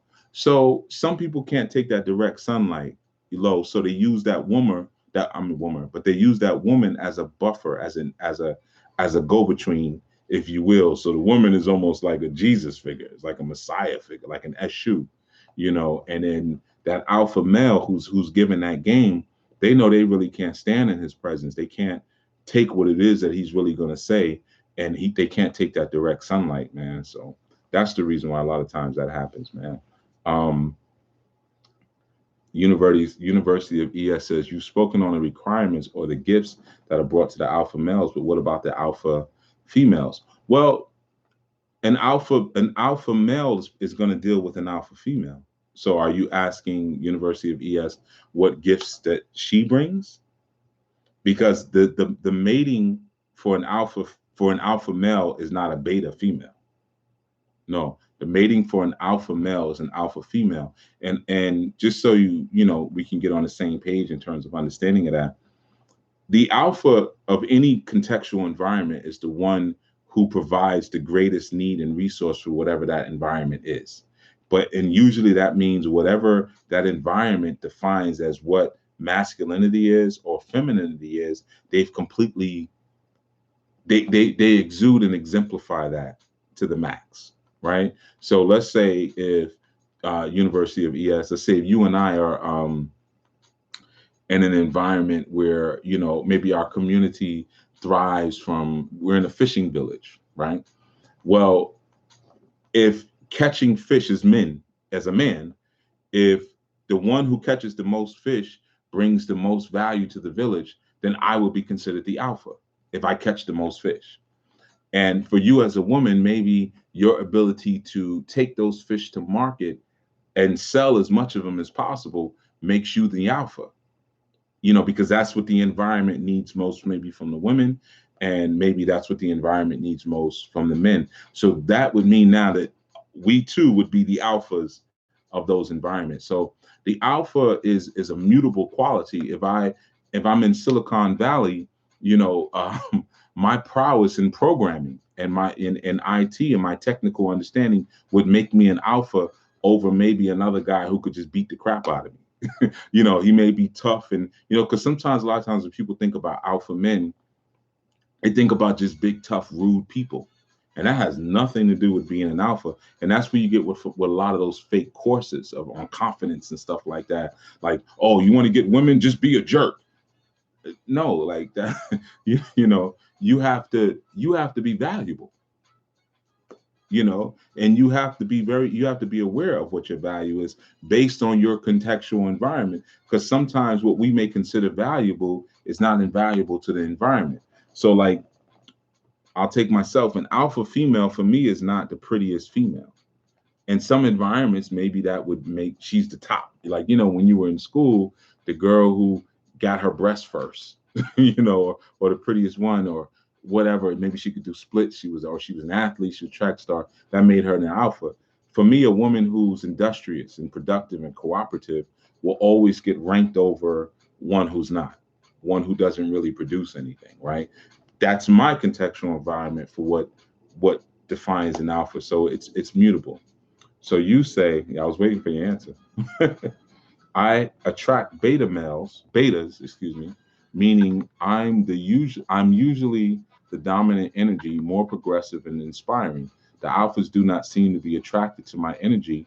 It may be a cultural thing raised by my father. No, I bet you what it is.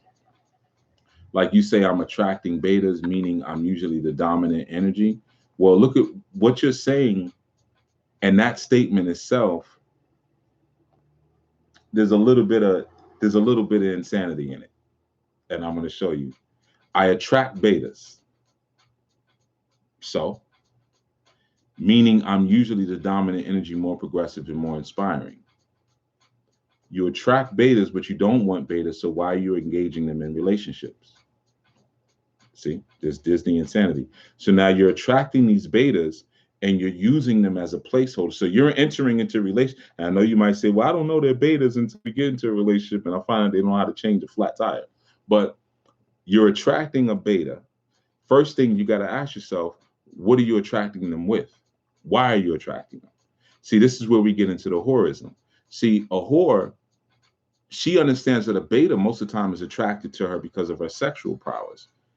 But an alpha or a manager, one who's able to manage female sexuality, he doesn't care anything about that. He's attracted to her because of how she's able to support, cultivate, and feed whatever his mission is. It could be he wants to own an airline or cruise line or whatever, and she's able to help him to make that happen. Maybe she's good with numbers, she's good with people, she's good with managing things. The sex is just a reward for it, but it's not even, he's not even thinking about that. So when you say I'm attracting betas, what are you attracting them with? That's the first thing. I don't know what you look like. Are you pretty or whatever, or whatever it is, or maybe they might be attracted to that masculine energy in you, which may be an issue. Alpha men, like you say, I'm more dominant, I'm progressive and inspiring, right? Inspiration comes from men. Spirit, your spirit energy comes from your masculine energy. Your soul energy comes from your feminine energy. So when you're inspired, who's inspiring you? And I know as a woman, you might say, well, I inspire myself. No, you don't.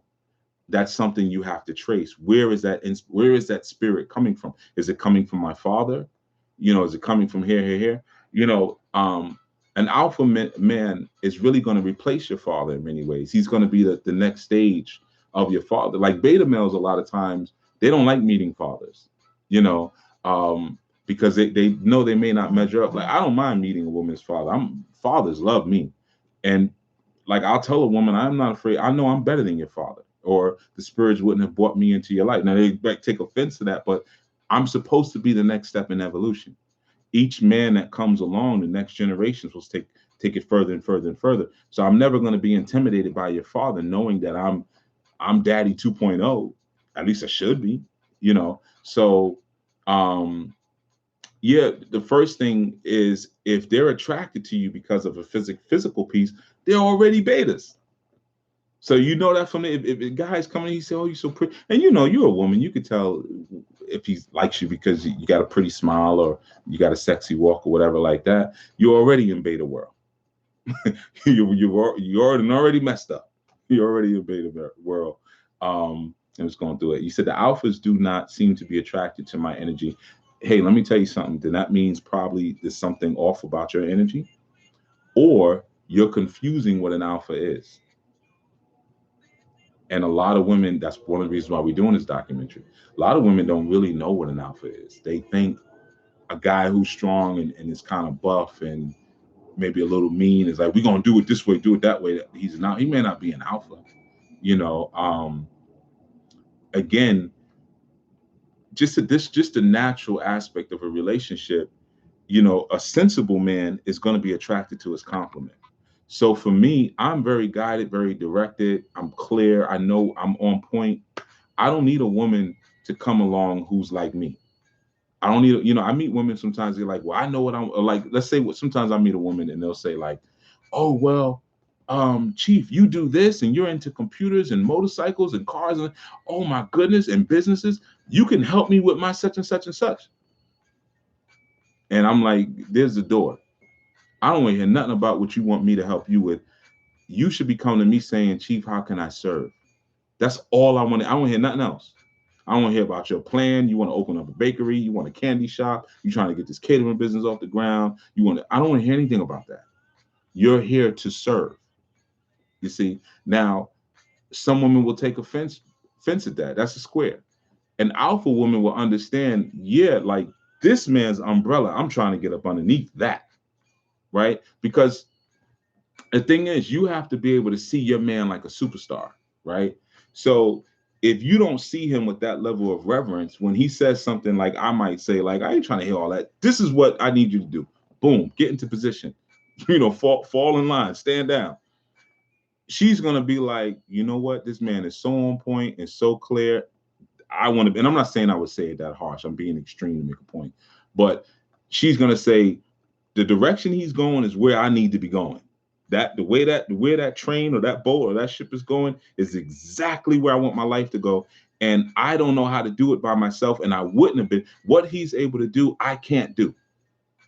You see, now that's not every guy, because there's some women who might look at me and be like, ah, he ain't doing nothing.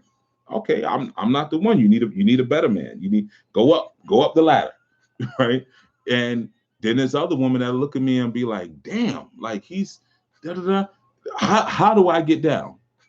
And that's usually what's said to me. Like, I want to get down with you, Chief. How do I get down? Right?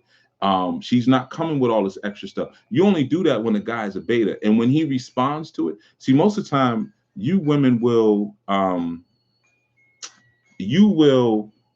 take a beta on because he immediately presents himself as a beta. Like, for instance, if I meet a woman walking down the street and she's pretty or whatever reason that guys talk to girls, um, and she's carrying bags, and I say, "Oh, baby, you ain't got to carry them bags. Let me carry them bags with you. You too pretty to be carrying them bags, right?" In her mind, she immediately says, "This old beta sucker," you know. So she's immediately going to treat me from here forward. I'm a servant. Here forward, we might be talking while I'm carrying her bags. Hey, what are you into? Oh, I'm going to school currently for this and that. Oh, you are? I can help you study. Oh, cool. You can help me with my assignment. I'm now her servant because I came at her showing that my only value was to get up underneath her and support whatever she's doing when it was supposed to be the opposite. You see? So that's how you end up with betas a lot of times. I know there was more there. She said, I no longer engage anyone because I did learn that it is insane to entertain such. You're on point. I teach on my channel, so some look up to me, I guess. See, that I would never look up to you. I don't look up to women. So there's a problem right there. I lead, you follow. So if I meet a woman, I've never met a woman that I looked up to like that. So I mean, I can't even imagine the idea. It's unnatural, you know. But if I were to look up for a woman like that, then something's damaged in me, right? So if you meet a guy and he's like, "Oh my God, when you broke this down, it was so this and so that," who's shedding light here? The masculine energy is air and fire. The feminine energy is water and earth. Water and earth are receptive, and it's not. This doesn't say that. Doesn't mean that water doesn't move, and that earth can't hit you in the face and break your face apart. But essentially, it sits still until it's agitated. What is it agitated by? Air and fire, you see, or air and light. So my job is to be the light and to agitate you towards movement. Even when you have waves in the water, it's because there's air in the water. You see, so the air in the water, which we call Oya in Yoruba tradition, but the air in the water creates an agitation and movement, which combined with the light creates new life, creates new algae, right? So I'm always supposed to be inspiring you. That's my job.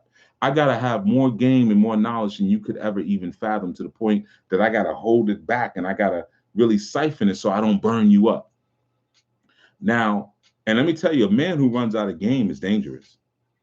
So when you're dealing with these beta guys who, like, within a month or so, you're like, man, I know more than him, or you're teaching him things, he's dangerous, because typically what happens with males, especially when you get into a situation where there's an argument or whatever like that, and he's out of game, he starts to use these. You see? See, I don't have to go upside a woman's head because I got more game than Milton Bradley. So the only time I got to get physical is when I run out of something to say. You see, so when you're dealing with a guy like that, where he blows it quick, in terms of like all the slick stuff he had to say and all the knowledge and the information that he had, then he's going to resort to something else. He's going to resort to his penis. So he's the sex is going to be incredible. He's going to be eating you all over the place and stuff like that. And it's going to just turn into a pure physical thing. And if you're a woman who has whorism in you, that's not going to serve you, because a whore wants light. She wants information. She wants Moses. She wants Arunila. She wants Haru.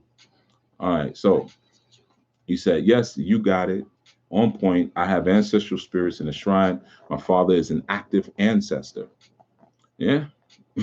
So that's where you're probably getting it funny there. If you got guys who's on your channel or whatever, I don't know what your format is or whatever, but and they're looking up to you. I don't even sit up underneath women like that to be listening like that anyway. Like, that's your first sign. And I know some of the things that I may say may sound so extreme, and people will probably get turned off. But it's just because we've gone so far from our natural positioning that now when someone like me says simple things like, "Nah, I ain't following no woman. I wouldn't follow a woman to the bathroom," you know, then it's like, "Oh my God, he's a chauvinist." He's no, it's not that. It's a natural thing, but we've gone so far from nature, and you're experiencing the results of it now. So now you got a bunch of beta males who want to follow you. And he may be cute or maybe tall or maybe muscular, whatever it is that you like about guys. But after a month or two, you're like, oh my God, it's like I'm with my girlfriend. And whenever I want to do something and I run the idea by him, he's like, sounds good to me, babe. He has no type of game to give me. He's not cultivating me. If I'm earth and I'm water, I need his fire and I need his light and I need his air to clean me. I'll stagnate if I sit in the pool of my own thoughts and my own emotions and my own psychic energy. I need something external to inspire me and to motivate me towards movement, and more importantly, to take what all this precious and beautiful material that I have in me to create something out of it.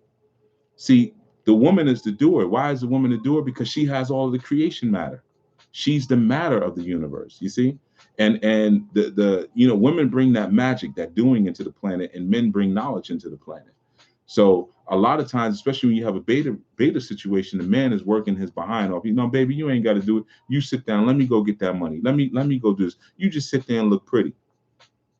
And a real woman isn't gonna put up with that for so long, man, because she recognizes I'm supposed to be the doer and you're supposed to be giving me the game. So what she does is she goes and gets the game from somewhere else, usually somebody like me.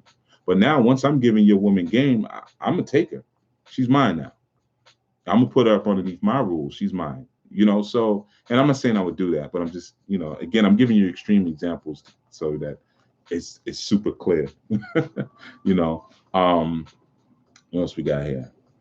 God is in training says, I want to be down, singing in my Brandy voice. It's funny, I was listening to that song today. Um, okay, it's funny how women have to be down to go up with the man. Submit to, yeah, you gotta stay down till you come up.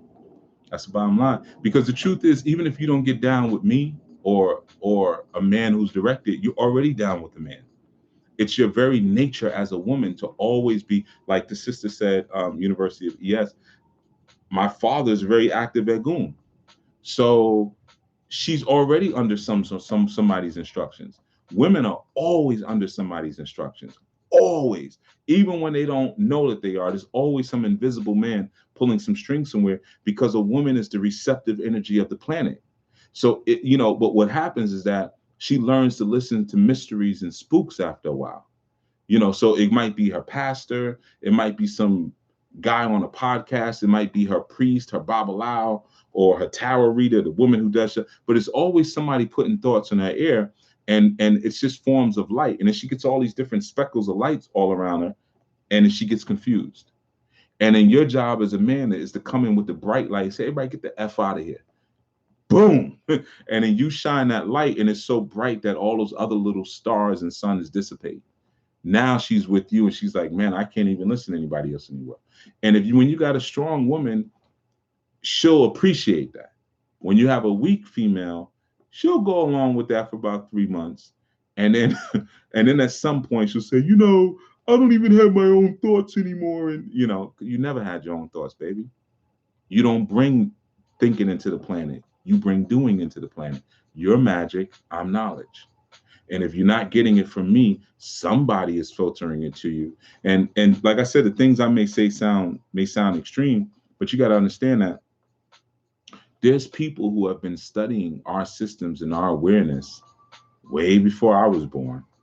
And they've built societies and civilizations on this, and they've subjugated us with this same information. They understand, something as simple as this. You go to buy a used car. I go to the lot. Hey, I like this sports car. Woo, woo, woo, I'm going to get the car. And then Frozy say, are you married? Do you have any children? Yeah, I'm married. No children yet. We're newlyweds. Really? Married? That's beautiful. I'm married too. Been married 15 years. Best decision I ever made. Tell you what. Why don't you come back tomorrow? Think it over. Come back with your wife, because this is a big decision. You shouldn't make this decision by yourself. You know, this is really a family decision. You know, boo, boo, boo. So I bring my wife back. What does he do? First thing, he's not even going to acknowledge that he saw me. Yes, he's going to go make a beeline right to my wife. How you doing, ma'am? How's it going? Yeah, I was showing your son here. Your husband here. Yeah, interesting. Your husband here this yesterday. But to be honest, yeah, are you thinking about maybe starting a family one day? Oh yeah, maybe one day. Yeah, sure. Oh, well, you know, you might want to think about an SUV. They're a lot safer. Yeah, it's about $7,000 more than what your husband was looking at. But I mean, you do want your children safe, don't you? You see, it's the game. They know it, baby. So when I'm coming and sharing it with you, it's like when I'm saying, no, I'm the light in the universe. Don't be talking to my wife. What the hell is wrong with you, man? I punch you in your no. This is my woman. She's here. You know, talk to me because I know the game. My job is to protect her from society. You know, she protects the things that are in the dark behind me. That's why she takes care of the home. You know, that's her sphere of dominion of what we call a kingdom. You know, kingdom is not really masculine because king just it comes from the word kin. So kin dominion. Kin is family, dominion, kingdom. It's family's dominion. She controls the family's dominion. I go outside and I deal with society. That's where I establish dominion. She established dominion inside of the walls of the kingdom. You see, but you know, it's basic stuff. But like I said, we've gone so far from my actual nature that it's like, you know, it's hard to imagine. Um,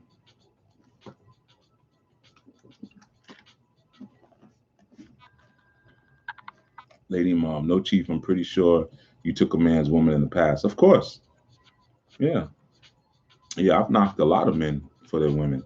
You know, that's the name of the game. Like I said, women go to the highest bidder. I don't feel any shame about that, man. Yeah, and still am. That's just how it goes. Yeah, man. So you know, step your game up. That helps men to sharpen, man. You know, when you know, I mean, I wouldn't knock my friend or anything like that, or my relative, anything like that. But you know, it's about a woman's choice, man. We learned that when we learned the stories about Oya and Shango and Ogun. Ogun tried to fight Oya because she went off with Shango. They were married, and she was like, "I'm going with your brother. Your brother's got way more swag than you." And he flipped out, pulled out his machetes, and was like, "We're gonna fight." And he had made knives for her. So the problem was that the knives that he made for her canceled out his knives. So they would fight, but they would always end up breaking even. So at the end of the day, what the moral of the story was, it's a woman's choice where she wants to be. You know, so you have to make yourself as a man large in life. The problem is we live in a society where sometimes there's no wolves, so guys get comfortable. So and that's when women start to slink away anyway. You know, you walking around wearing Crocs, you know, and you know, you're a guy and you just, you know, you got on that old dirty t-shirt and you know, like you just don't care anymore. You've lost all the excitement in life. You lost all your hope for life. And then somebody comes along who still represents that excitement and that inspiration and that ambition that you used to have that originally excited her in the beginning, but you got comfortable and lazy. So now what she's going to do? Because women are not loyal like you think they are. The sacred Odu Oyeku Meiji tells you that never give your confidence to a woman because they will betray you and they're liars. That's in the sacred Odu. It's true. Because a woman is not necessarily loyal to a person like that. A woman is loyal to her imperatives, and that's ingrained in her because she needs to be a mother. Sometimes you might do something that may put your children in danger, and a woman will do the most disloyal thing in order to keep the children alive. That's just it's just put in her naturally, right? So this is just things you got to know about our nature. And once you understand about our nature, then you can move a little easily. But again, we live in a society where, you know, we stress ownership. That's why there's so much jealousy. I own you. How could you go talk to that person? How could you go do that and do that? You're supposed to love me. We weaponize our love against each other, you know. But you know, we don't know anybody. Um, but yeah, but you know, that is what it is. That's a normal thing, you know, knocking like that's in my world. In a squares world, somebody no, probably not. No, you know, get married, get engaged, get married, live happily ever after. That you know, that's cool. That's cool. you know. Um, what are you drinking in that carton, Chief? Coconut water. I don't know if you can see it. There it is. Coconut water. I drink a lot of coconut water. That's why my head looks like a coconut. Um, oh, you drink the same brand, low? Yeah, this is cheap stuff, but they don't put all that sugar and stuff like the other ones. So I buy these. I literally buy these by the cardboard, like the case. I buy these like 20 at a clip because I drink a lot of this. Yeah. Um. Okay. Cool. So I'm just going through the little things that we have here. Um. These girls ain't loyal. Yeah. You know what the word really is. Chris Brown told you. You know, but it's okay. They don't need to be. Um. Again, we stress ownership way too much. We stress, a lot of times men need their women to be super loyal. And loyalty is important. Don't get me wrong. I mean, I want a loyal woman too, but I'm also aware of a woman's nature. Um, I don't look for loyalty in women as much as I look for it in men because it's the men that I'm supposed to be building things with. We have this idea, and it's a really sick idea that we're supposed to build with women. And then we create these fantasies about an ancient time when yeah, because back in Africa we built societies together. No, we didn't. No, we didn't. Men built the societies and the civilizations. Let me correct that. Men built the empires. Women built the civilizations. It's a two-step process. It did not happen at the same time. Men got together, heterosexual men who were the alphas of those environments. In any environment where you have a nation, they build the nations. Women come in and civilize those nations. Okay. So it's just like a home. Men and construction workers, they get together, they build a home. I mean, they build a house, but it's the woman who makes it a home. She makes it so that it's actually livable. you know. So again, a two-step process. But a lot of times we don't know how to build things. We don't understand process. We don't know how to put anything together. So we want to sit at the table. We got to get the sisters to sit at the table so we can talk to the sister. They don't want to talk to you because you ain't built nothing. So they're only going to talk to men who have built something. And then you get frustrated. Yeah, man, these sisters are too allegiant to this society. That's the problem. They show more respect to the other man. Yeah, because they're gonna always align themselves with power. Women are power addicts. They're always that's why they like alphas. They like the ones who are in power. So what's your job as a man? Try to convince her to not like power anymore, or go and take you some power. And like I've said many times, man, you can't beg and march for power. Power is 80% taken, 20% given. Because after you take 80% of that power, then the other guy has to, all right, here, man, before you kill me, take it. You see, that's how you become empowered. You got to take it. You got, we're taught we got to march and whine for things. And when you march and whine for things, like the feminist movement, they give you things. But if you giving it to me like that, it's not real empowerment because you gave it to me. I got to take it to be empowered. You see, once you start taking stuff, then the women will listen to you. That's just the way it goes. A lot of times men try to talk to women like they're men. You're trying to present logic, and sister, you really should get up underneath what I'm talking about and help me build because I got some really good ideas. And she's not even listening to you, player, because you're not connecting with her here. What connects with her there is when you legitimately have power. And I don't mean that fake confidence where you're like, you're going to do what I tell you to do. And your bottom lip is quivering and stuff like that. I'm saying when you can look at her square in the eye and say, listen, you could come here and do what you're supposed to do with me, or you can get the hell out of here. It doesn't really matter to me because I'm the prize is I can get another one of you tomorrow, but you ain't never going to find another one of me. It take you 500 years. All right. So either you can fall into line, get into place, or you can go out there and get your ass tore up by the jackals and the wolves. Period. And you mean that from your heart. But you gotta mean it from your heart. You gotta be able to mean it because that's what you're living. So if I say that to him, I know what I'm saying because I know I got the plan. I know I'm on point. How do I know that? Because I made myself on point. I just didn't look in the mirror one day and was like, "You're the man. You're the man." I didn't say it 21 times. and until a man appeared. I made myself that. That's how you get them on board. You got to make yourself that. And in doing that, you're going to end up with situations confronted where you have to take power and you can't back down to it. You got to take power. Don't back down from it. And when you start doing that, then you're going to find that by default, certain things are going to follow along with you. You know, that's how it goes.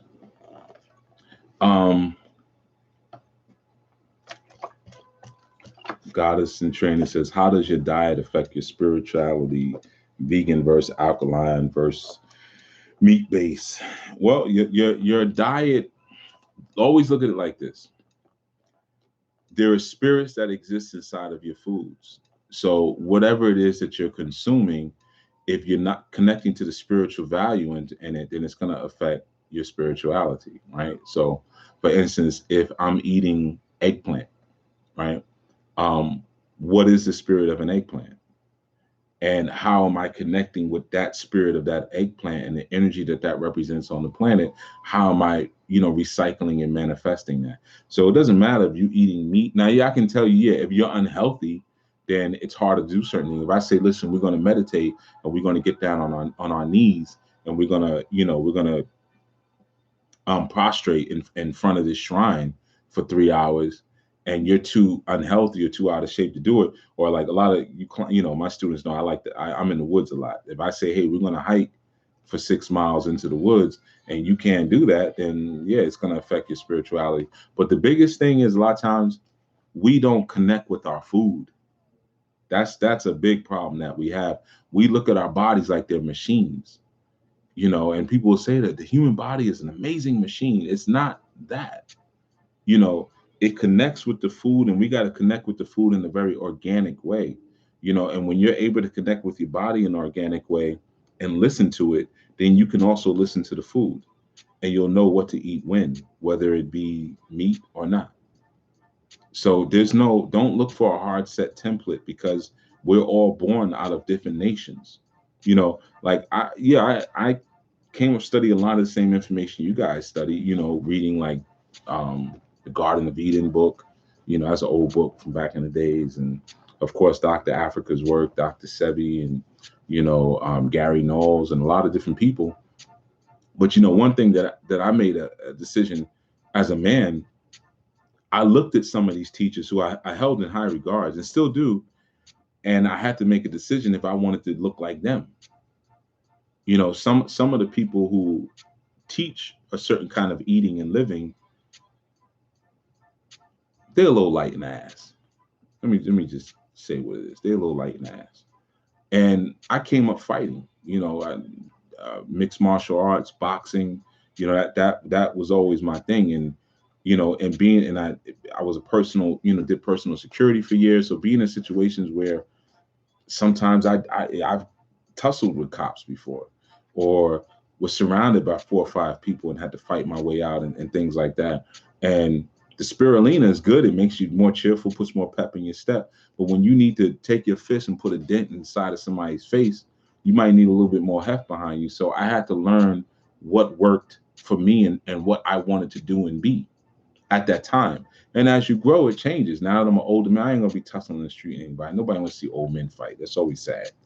But so I don't need certain things. Like I can just drink this and I'm good, for the day sometimes. But years ago, I was eating 6 meals a day. So you have to make a decision. You have to look at what it is that you want to do in life, and then determine what works for your own bio-spiritual makeup after that. But don't look for a template of the way it should be. That's not gonna work. Um,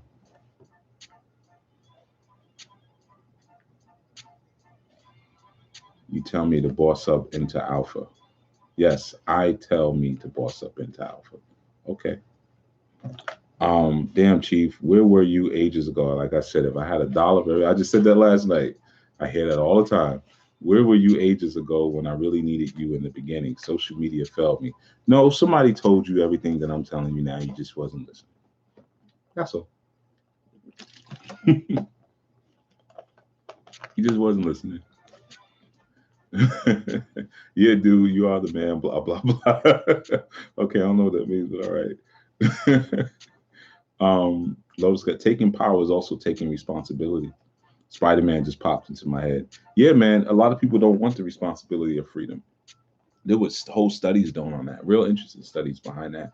And I think it was in Russia where they had, created a situation where people could gain more freedom from the society. And what they found is that people didn't want the responsibility of being free.